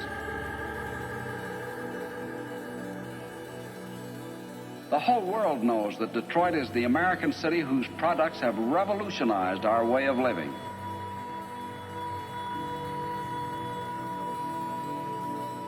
And only in Michigan will you find the men and women whose talent made us the arsenal of democracy in wartime and the economic pace setter in peacetime.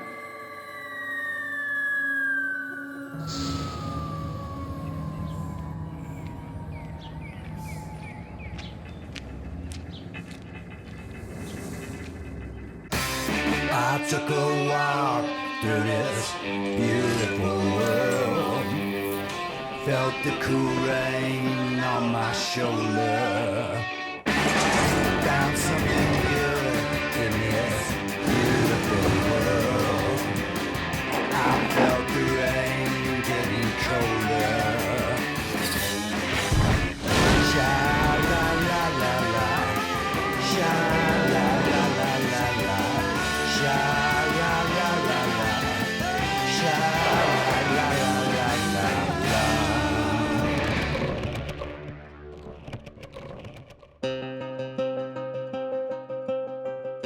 It's where nearly everything American and great came from. The things the whole world wanted, made here. The heart, the soul, the beat of an industrial cultural superpower. A magnet for everyone with a dream of a better future, from Eastern Europe to the Deep South. American dream, you came here.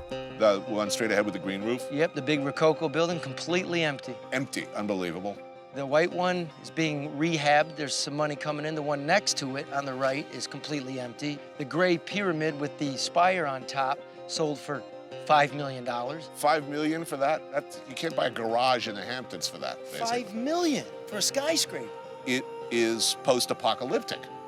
I mean, it's like a science fiction film. What the hell happened here? Well, it is post-apocalyptic, except for the fact there's 700,000 people living here. Detroit, 2013. Charlie LeDuff is a writer, journalist, television reporter. He grew up here. But it used to be 2 million people. That was rubber. That guy was steel. That guy was a doctor. This was what made America. The road started here. The automobile, frozen peas started here. Credit on a mass scale started here. What was this like just before this? So 20 years before. It was insane. And this one, there was like twice as many people here. This is a consequence because all the whites went, they took their money, they took their factories. The black middle class maintained for a while, and then it got too rough for them. So there's little pockets of feral hippies and older black folks, a couple white folks, some Arabs, but this is 140 square miles. So you're gonna get tall grass because it's back to the wild. It is one of the most beautiful cities in America. It speaks of those industrial age dreams of an endlessly glorious future. You know, the people who built these structures, they were thinking big. They were. They were looking at a new Rome, and they built it, actually. It's awesome.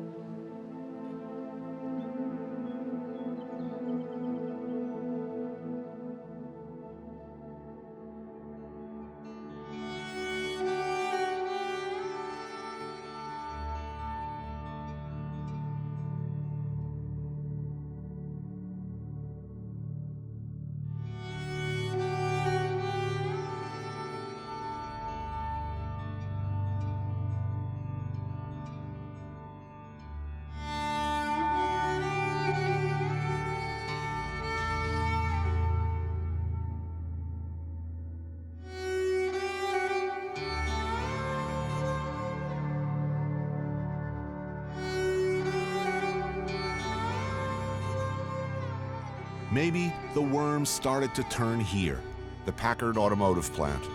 Opened in 1903, it was considered the most advanced facility of its kind anywhere in the world. Huge, epically proportioned. I mean 3.5 million square feet. Now, one man lives here, Al Hill. My name's Alan Hill. Welcome to my home. This room right here is the forge room. It was a former Packard motor car company. I started living here about 7 years ago. At that time, I was semi-apprehensive about the place and the going-ons around here, but it turned out it's about as peaceful as the Northwoods. And not having a credit card or a mortgage payment or a car payment is a real blessing. There's a few nails here, so yeah. What's happened here in Detroit is unfortunate, but you know, it's a sign of the times. We find out that not only does it take a village to raise an individual, it takes an entire world to support one city. You know, if one city's suffering or one community's suffering, the entire world should pitch in and help elevate it instead of sit there and stare at it. People have lost faith in a lot of things. Part of it has to do with the faith they had in Detroit. It was once industrial might of the entire world. It's enormous. Yeah, it is. It's about a mile long, maybe a quarter of a mile wide. You got a pretty good view from up here. Yeah. How many people worked here at its peak? Well, during the war, there was like 33,000 people working here. They went out of business in '56. You know, they brought Studebaker in as a partner, and Studebaker pulled them down. This has been abandoned since the 50s? Well, actually, what happened in 1956, they rented out to various entrepreneurs. There's a shoe warehouse, there's trucking companies, guys who were restoring cars. So how long has it been like this, though? Most of this damage happened within 5 years. Within the last 5 years? Yeah. Wow. China had this Olympia effort, and scrap metal went to a high price, so people come in here scrapping. They took the windows out, they just destroyed everything. The place is pretty much open to anybody who wants to come in here. Sure. There's a lot of urban explorers, yeah. People shooting music videos, taking pictures. Oftentimes you see a wedding party come here, and you know they use this as a backdrop for their wedding. And take pictures, videos of the wedding. Wow. You want to take pictures here. The place, like so much of Detroit, invites it. Urban exploring, as they call it, sifting through the remains of Detroit's great American ongoing tragedy, photographing them, posing in front of them, is something of an irresistible impulse. Detroiters hate it. All the visitors, like us, I should point out, wallowing in ruin porn. What was this part of the factory? Where are we standing? This right here is where the assembly line was. This was a paint booth right here where they spray paint the cars. You can see in the floor where they have the, you can wash away the overspray. Mm-hmm. The assembly line ended at 35, 40 feet over here. And there's bridges here between here and the main building, and the assembly line actually came across through the bridges. You look at a possibility of assembly line about 3/4 of a mile long. You're talking hundreds, if not thousands, of people all working on the process. Yeah. I mean, this is sort of a kind of a, you know, it's not a perfect model for Detroit, but it's a perfect model when a big factory goes down. It's not just 33,000 people. That's 33,000 families who are going to be eating dinner out less. Yeah, you got a point there on that.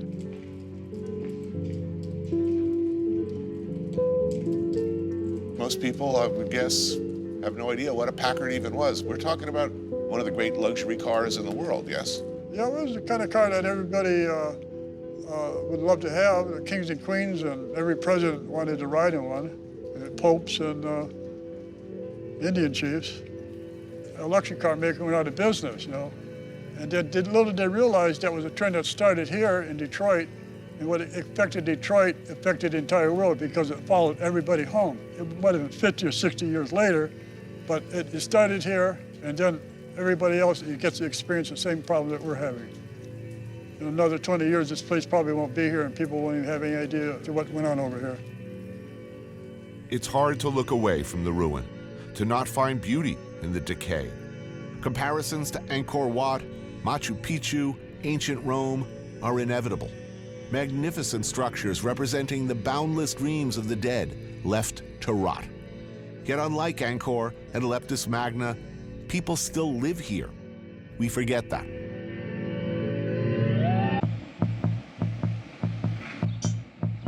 You tell people you're going to Detroit, and chances are somebody from the home team is going to say, be sure to get a Coney.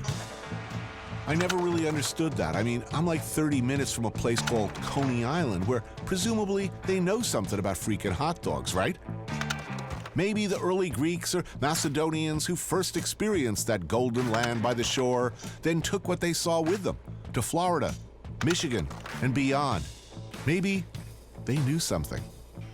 They've been doing Coneys at Dooley's for over 90 years. That's almost as long as the hot dog's been around. And I can't tell you how deep this creation runs here. Deep dish in Chicago, cheesesteak in Philadelphia, you'll find some ambivalence. Not here. How are you, sir? Good. Now, if I were from Detroit, would I be eating this with my hands or with a fork? Probably with your hands. All right, I'll do my best. Logistical problems. That's delicious. This is the best of my only 3 Coney experiences. You're open 24 hours. Yes, sir, 24/7. I don't know whether I want to watch like seriously drunk people trying to eat this. Oh, yeah, we have a fun time. Is it a skill that you learn over time? Yeah, it takes practice. It's like kung fu, you know, you gotta just practice and practice. Exactly. Practice makes perfect. Man, that was good. Yeah, I think I better have another one of these. Yeah, you should. Yeah, I'll be better at it the next time around. 1 Coney up everything. It seems like a simple thing. Hot dog, chili, raw onion, mustard, steamed bun. But the delicate interplay between these ingredients, when done right, is symphonic.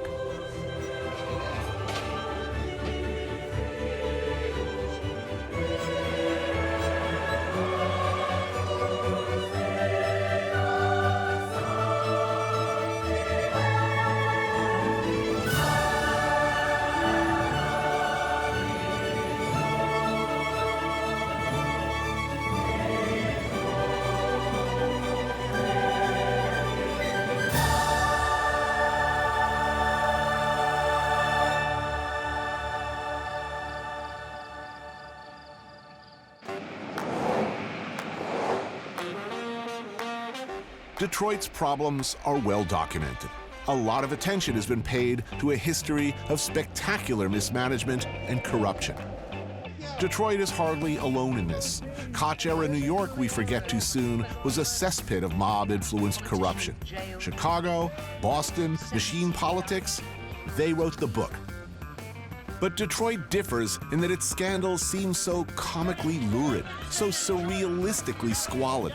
The last mayor, Kwame Kilpatrick, is currently serving time in the jug for some of his less hilariously bent behaviors. Through all of it, one man seems to have known what's going on. Adolph Mongo, political strategist, oracle, survivor. He's seen it all. I know what I'm having, but I'd love a beer. Miller High Life. Man, this ain't this kind of place, man. I thought you drank, man. You drinking beer? What are you drinking? I'm drinking vodka. I'll have what I'll fold under pressure. Okay. Then I'll think about a burger down the way. You having something to eat? I'm eating. All right, I'll hold back. I will stick with this. I'll get you your drink and then you can decide. Thank you.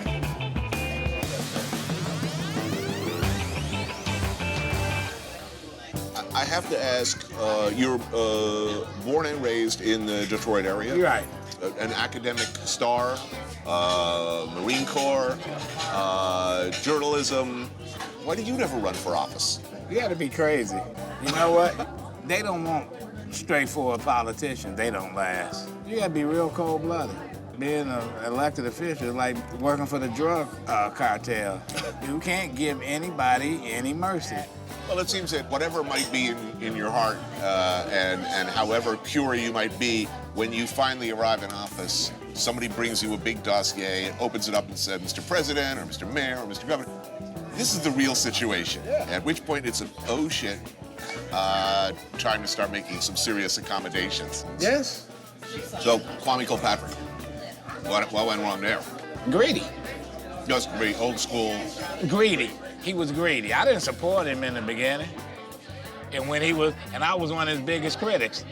But when he got in trouble, When he called me. Call you. I shouldn't listen to my wife. She said, hey, don't be messing with them. Are there good guys out there who could presumably Oh, not there's a lot just of run good guys. for office, Oh, but there's a will lot. win? There's a lot of guys, yes, but they don't want to run. There's a lot of people. Why that's don't they out wanna here. run? Because you got to take the bad that come along with it. You got to take the garbage. Why should a bright young guy fresh out of law school start thinking about running for anything in the city of Detroit? Yeah, because sooner or later, it's gonna be all right. It's gonna be all right. It's a tough town. Is Detroit going to turn things around? I could lie and tell you yes. But you know what? This city's screwed.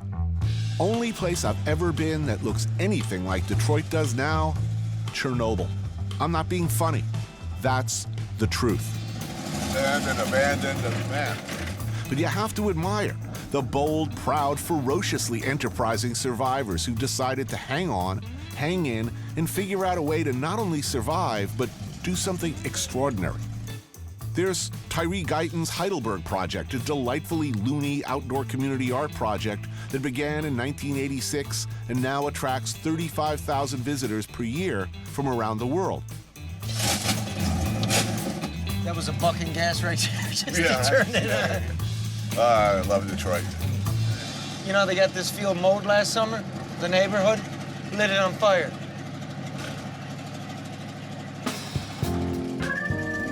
Another block and more decay. And a liquor store. For this neighborhood, the only store for miles. Just be right back. How you doing? Hey, lady. All right, good to meet you. God bless you. Look like I seen you somewhere. That awesome spirit on you, man. God bless you. Hi, how are you? Such a gentleman and a scholar, man. Can't nobody do it like you, scholar. You hear me, Doc? See you later. Cheers. Cheers, man.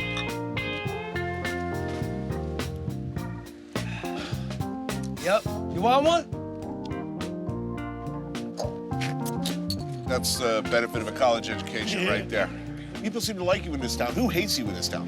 Who hates me in this town? Nobody, huh? Politicians?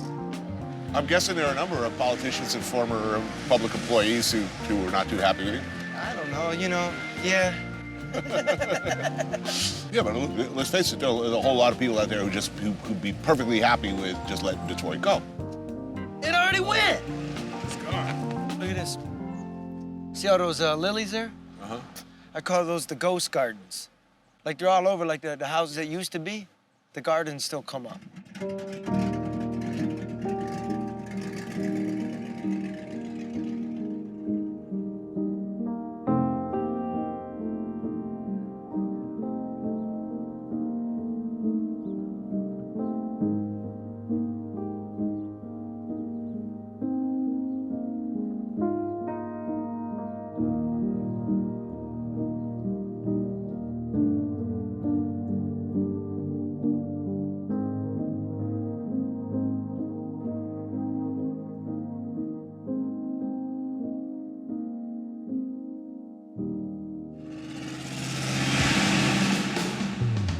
Off the main drag, Girl, you're wearing the hat and everything. a backyard. Thanks for coming. I never had such a good time. A well-tended home surrounded by many neglected ones. An example of Detroit-style entrepreneurship. Greedy Greg's, a do-it-yourself barbecue joint started by these two, Rochelle and Greg. Tony. I'm Greedy Greg. On the menu, absolutely delicious, straight from the grill ribs and rib tips. But the really good stuff is inside. Superb smoked pork-loaded collards and mac and cheese. Thank you so much. This is perfect.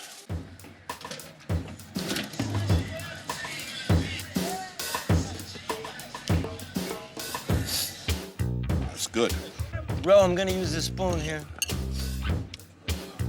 It's unbelievably good. What's the mac? The greens are incredible. Oh, those are good. So in the greens, is that like smoked ham hock? I can't tell you my can't tell me. secret. Well, I'll tell you, those are some of the best greens I ever had, no doubt about And it. this dude's been everywhere. Come on, man. I've been all over the South, and I've had a lot of greens, and those are they're not just delicious, they're luxurious. Big hunks of you won't tell me what in there, right? Can't tell you my secret. Will this kind of entrepreneurship lead Detroit out of its sinkhole? Probably not. I can't believe there's like not a line of cars around the corner. That was good. But it's no longer about winning, is it? It's about surviving.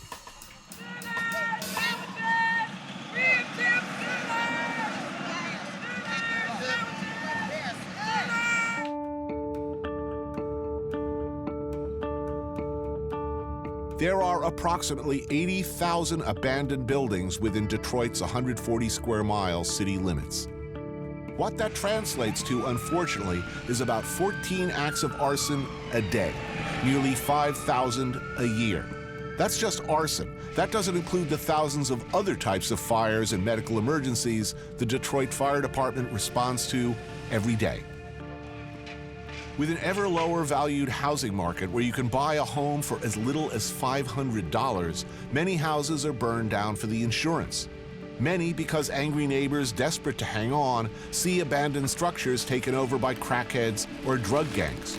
With law enforcement stretched ridiculously thin, they resort to burning them out. They won't say it. I will. The Detroit Fire Department is underfunded, under-equipped, often badly and incompetently led, and up against what seems like a never-ending war. A city on fire. Their safety equipment, their boots, their clothes are often moldering and shambolic. But they fight on. This is the second time they've been to this house. If it happens to be arson, chances are no one will ever know for sure. Given the ever-shrinking resources available to the department, most fires can't even be investigated. This fire is out within an hour. And after the fire, dinner. The cliche is that firemen are great cooks. In this case, the cliche is true.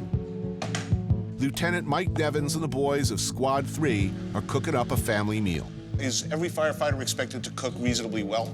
If they don't, they catch hell. I mean, in Detroit, yeah. It's almost a perfect society in that sense, because in a perfect society, I believe, everybody should be able to feed themselves and their friends or their family at least reasonably well, and that if they're not able to do that, they should be shunned and demonized and marginalized. Well, agreed.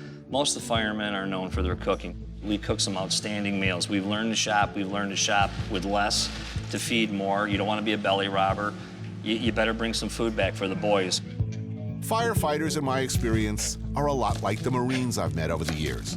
No matter how badly led, ridiculously under-equipped, underappreciated, no matter how doomed their mission, they take a bizarre and quite beautiful pride in at least being screwed more than everybody else, and doing it with style.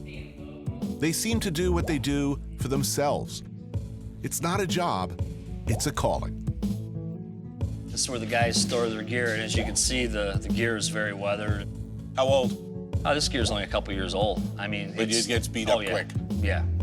Got one new coat hanging in there, so there's a lucky guy that's got a new coat, but that gear's seen a lot of action. Where's the fire pole, dude? They took them. Oh, man. In the late 90s, management took the poles out. What is every little boy, from my age, it was all about Sparky the fire dog and the poles? You know, I used to love sliding the pole, and that headquarters was 3 stories. So when you were sliding that thing, you had to really hold on because you were going for a ride. The old running board we put up here, we don't use the running board, but this is how many companies we used to have. What percentage of that number are active now? Less than half. And we're fighting a lot more fires.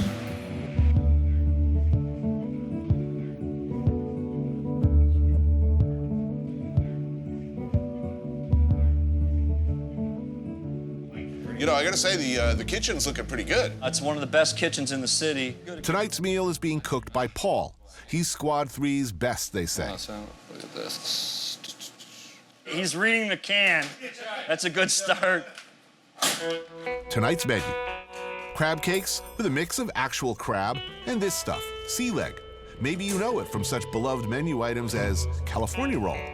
Hey, firefighters can't afford 100% jumbo lump crab meat, okay? Do you know what this stuff is, by the way? Fish, isn't it? Pollock, right? Yeah. It's a miracle fish. You can actually make beef out of this, too. Or beef-like substance, yeah. It should be pointed out that every meal is paid for by the crew on duty. They pool their money and shop as a unit. What's the firehouse favorite by consensus? Oh, steaks, man. Steaks. If I were the regular cook here, the full firehouse would be in totally open rebellion. Why? First of all, I'd be making stews because it's cheap. And I think they're delicious. Plus, I'd be trying out like tripe and guts on you guys. I don't know how that would go. That would not go. You'd be eating like Italian peasants every day if I was to cook here. That pretty much. You'd have like a big bowl of stew with a big hunk of bread, and that would be about it. I'd be pocketing the difference. Yeah.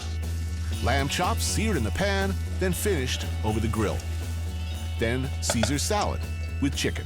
Ever find out like how are the other firefighters eating around the city? You'll know, like at a fire, you'll say, what are you guys having for chow? You ever get tempted to just kind of like with the other guys and say, oh yeah, we had like foie gras with truffles and all the time. You know, Madeira gelée the other day. I'm gonna be puking lobster in a minute. Yeah. Yeah, lobster again. You know, I keep telling the guys no more lobster. I just can't take it.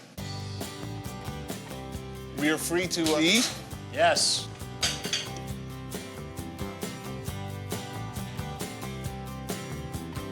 Nice job on the crab cakes, too. Yeah.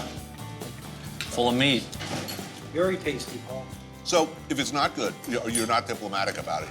No, not at all. No. You tell them nice try. A lot of cooks, they look at that kitchen, there's a lot of room, and there's always a lot of spices. Our staples are always loaded. You can pretty much make anything in there. It's a good place to be a cook. Nice job there, Paulie. Yes, well done, sir. Generally speaking, you eat fast because you never know. In all likelihood, you are not going to get to finish that meal. Well, obviously, Tony's not doing any dishes. I'll do all the dishes. No, hell no. Wouldn't be the first time, won't be the last. No way, no way.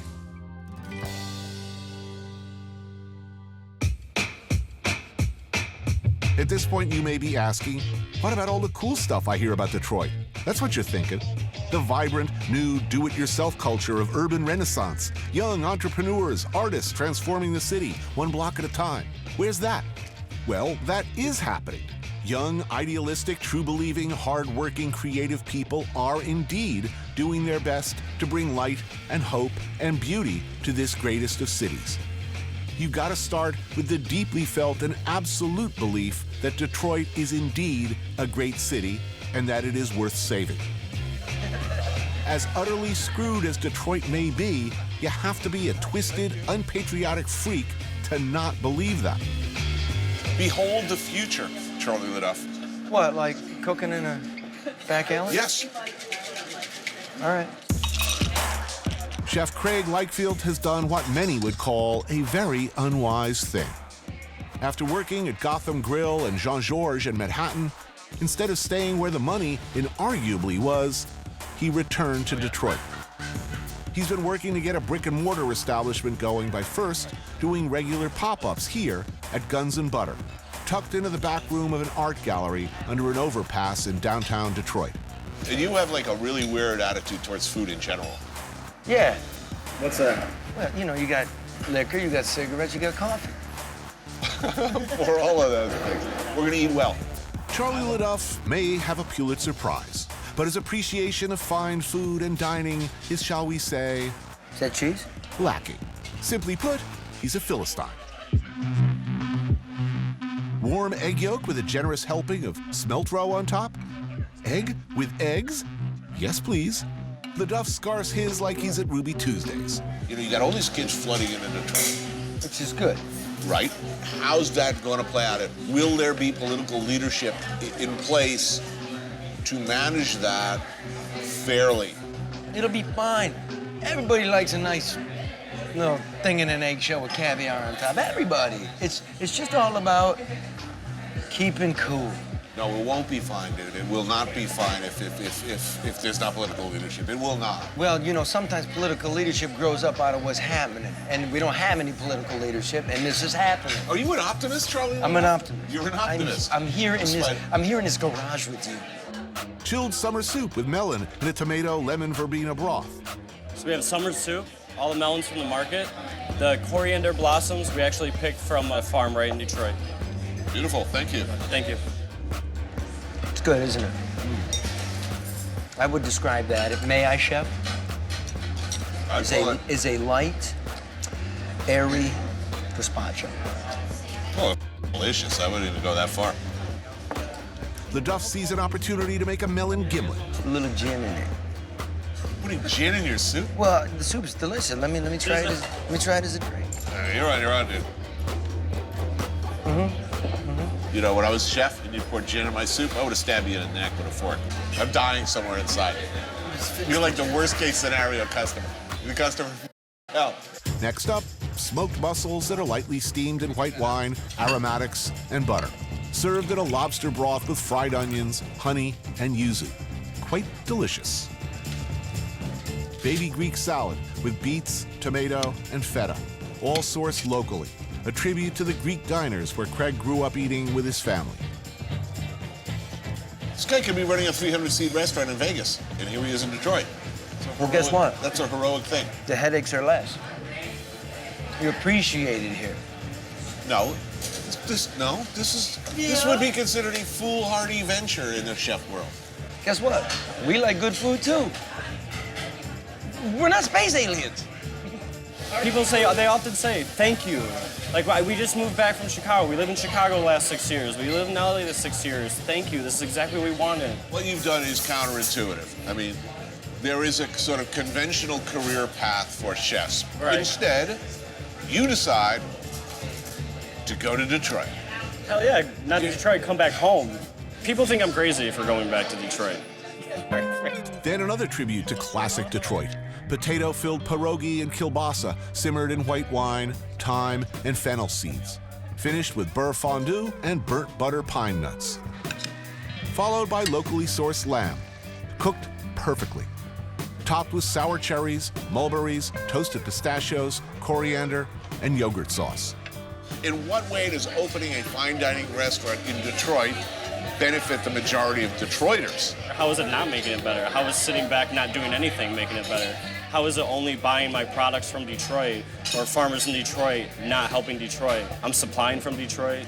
I'm hiring people from Detroit. Everybody here lives in Detroit. If I were asked the same question, I would say I don't know. I'm doing what I do right, well. Exactly. I'm doing it in a place I love, and I am demonstrating that yet another person gives a about Detroit and believes in it enough to be here. You're 100% right. I never really thought about it until you asked that question. It's like, to me, it's just obvious. What will the Detroit of the future look like?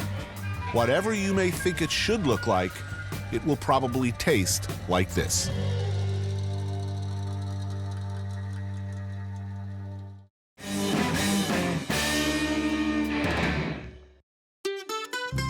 Somewhere in this unassuming neighborhood, one can sit down for an excellent meal.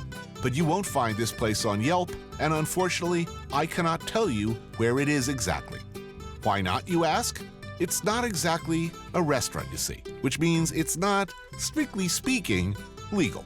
What is this place? Pupusa house? I call it the pupusa house. I mean, like a pupusaria, I guess you could say. It's a cultural thing. Traditionally, they serve out of their houses. And it's just something that people bring over and they come. So this is about as traditional as it gets right here. It's just like home. Yep.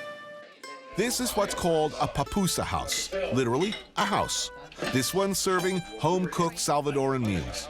Once a living room, now the main dining area. The woman running it, we can't show her face, but she's been here for 10 years, serving a mostly Salvadoran clientele looking for a taste of home. That's tamales. First up, a staple done a little differently than the norm. Tamales wrapped in banana leaf and steamed. Mmm, that's delicious. Next, the dish of the house, pupusas. Tortillas stuffed with ground pork or chicharrón. You can get pupusas in Nicaragua, in Guatemala, but for some reason, Salvadorian pupusas get the most respect. General consensus seems to be they're the best. How come? I mean, I would agree. George Azar is our Detroit fixer. He's been coming here with his friend Joe for years. This is what makes it right here. Boom.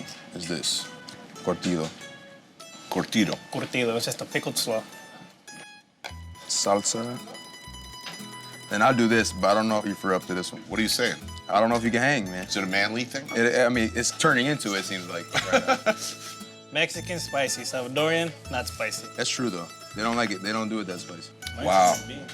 Chicharrón, maybe? Yeah, there's some porky goodness in there for sure. Chicharrón is fried pork. Fried pork and then it's ground with peppers, onions, and tomato. Simple. taken the liberty of ordering some indigenous Detroit beverages that we've egregiously overlooked so far. And that would be Verner's, which I haven't had. It's like a cross between ginger beer and ginger ale. It's like not as spicy as ginger beer and not as sweet as ginger ale. It's like in the middle. It's my favorite beverage in the city. Yes, I needed this to enhance my street cred in Detroit so that I will be welcome back. Then pollo asado and shrimp and garlic butter. That's shrimp head on, thank you very much. This is where it's at. God lives in there. Butter, garlic, simple, delicious. It's the low-fat butter. It's the good butter. Olive. That's good. Yeah, that's love. It's like a big hug. How did you find your way here? Honestly, it's only word of mouth. Yeah, but wait a minute. You have annoying foodie websites, right? True. But they're not coming here. They're not coming here. Oh, no. If they walk in the door here, they're like, oh. There are thousands of foodies with ironic sunglasses and fedoras, and they're just waiting to get in here. Oh, we don't want this place to come to the food. I get mad at him when he starts bringing different people in. Really? You'd hate a line of people outside waiting, Yes. a 2-hour wait to get in here? Yes, you. Yes. Because I don't want to wait for my place. Who hates money? With her, it's not about the money. It's about keeping the tradition alive. Thank you, sir. What happens when a city goes bankrupt? When it's at the point that it's actually considering selling what's left of itself in chunks. In Detroit, city services are reduced or cut out completely. Fewer buses, fewer cops, fewer firefighters. Answer, they turn to each other for help or figure out how to do it for themselves. Detroit has a reputation as a tough town, but that toughness is about resilience too. The insistence on sticking with it, no matter what, on not giving up in the face of the utter failure of leadership year after year. If the city abandons its parks and leaves them to become overgrown, eaten like so much of the rest of the city by tall grass and weeds, then somebody has got to do something, right? Meet the Mower Gang. Started by this guy, Tom Nardone, with a simple mission of doing what they can to keep Detroit's abandoned parks maintained. Who are you guys and what are you doing here? We are the Detroit Mower Gang, and we clean up the abandoned parks and playgrounds in this town. Why would you do that? Kids need a place to play. I don't care who you are. You know, if you're under 10 years old, I think you deserve some justice in this world, don't you think? Yeah? Yeah. How did this thing start?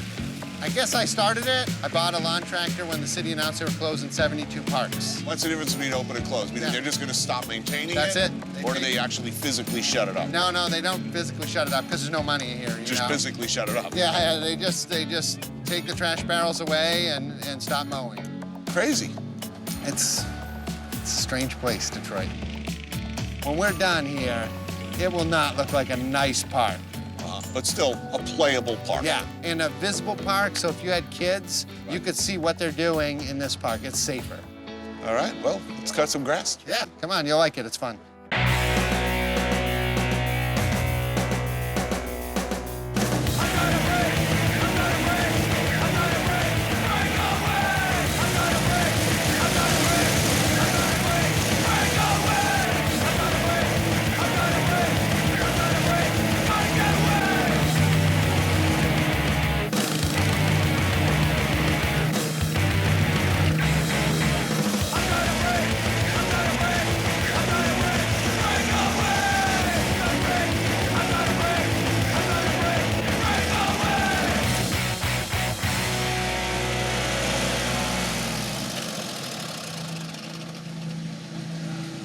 Grass in my beer.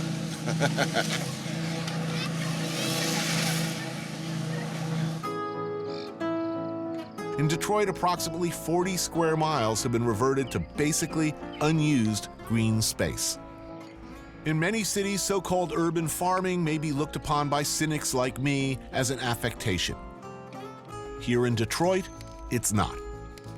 With nature taking back the landscape block by block, the urban farm is really the last line of defense. D-Town sits on the western border of Detroit. Where are we? We're in the largest park in the city, which is called Rouge Park. Did you just come in and start digging, or did you have permission to come in? We had permission to come in. Was that difficult? It was very difficult. We negotiated with the city for 2 years, and part of the difficulty was they really didn't know what hook to hang our request on. They're used to developers coming saying, I want to build a strip mall, or I want to build a parking structure. But they're not used to people saying, we want land to build a model organic farm.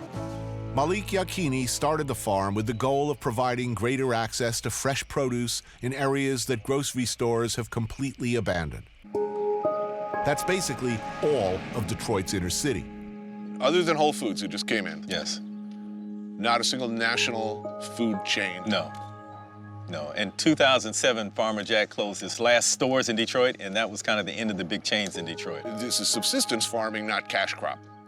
I mean, you're not going to be selling. You're not anticipating selling outside of Detroit. There's greater demand in Detroit than all of the farmers locally can supply. So first, we want to supply that local demand in the city of Detroit. To what degree do you think that this model can be replicated in and around the city? Well, clearly, we think urban agriculture has great potential.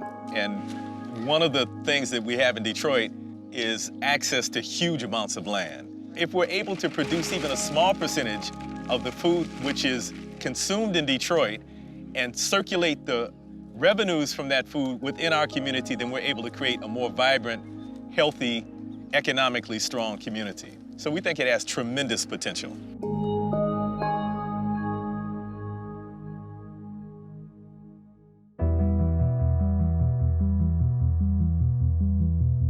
Who will live in the Detroit of the future?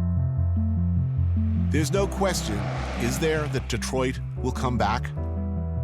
In one form or another, a city this magnificent, this storied, this American will not ever disappear into the weeds. There are too few places this beautiful for it to be allowed to crumble like Angkor or Rome. Someone will live in a smaller, tighter, no doubt hipper, much contracted New Detroit. But who will that be? Will it be the people who stuck it out here, who fought block by block to keep their city from burning, who struggled to defend their homes, keep up appearances as all around them their neighborhoods emptied? What will Detroit look like in 20 years or 50? That's not just a Detroit question, that's an America question.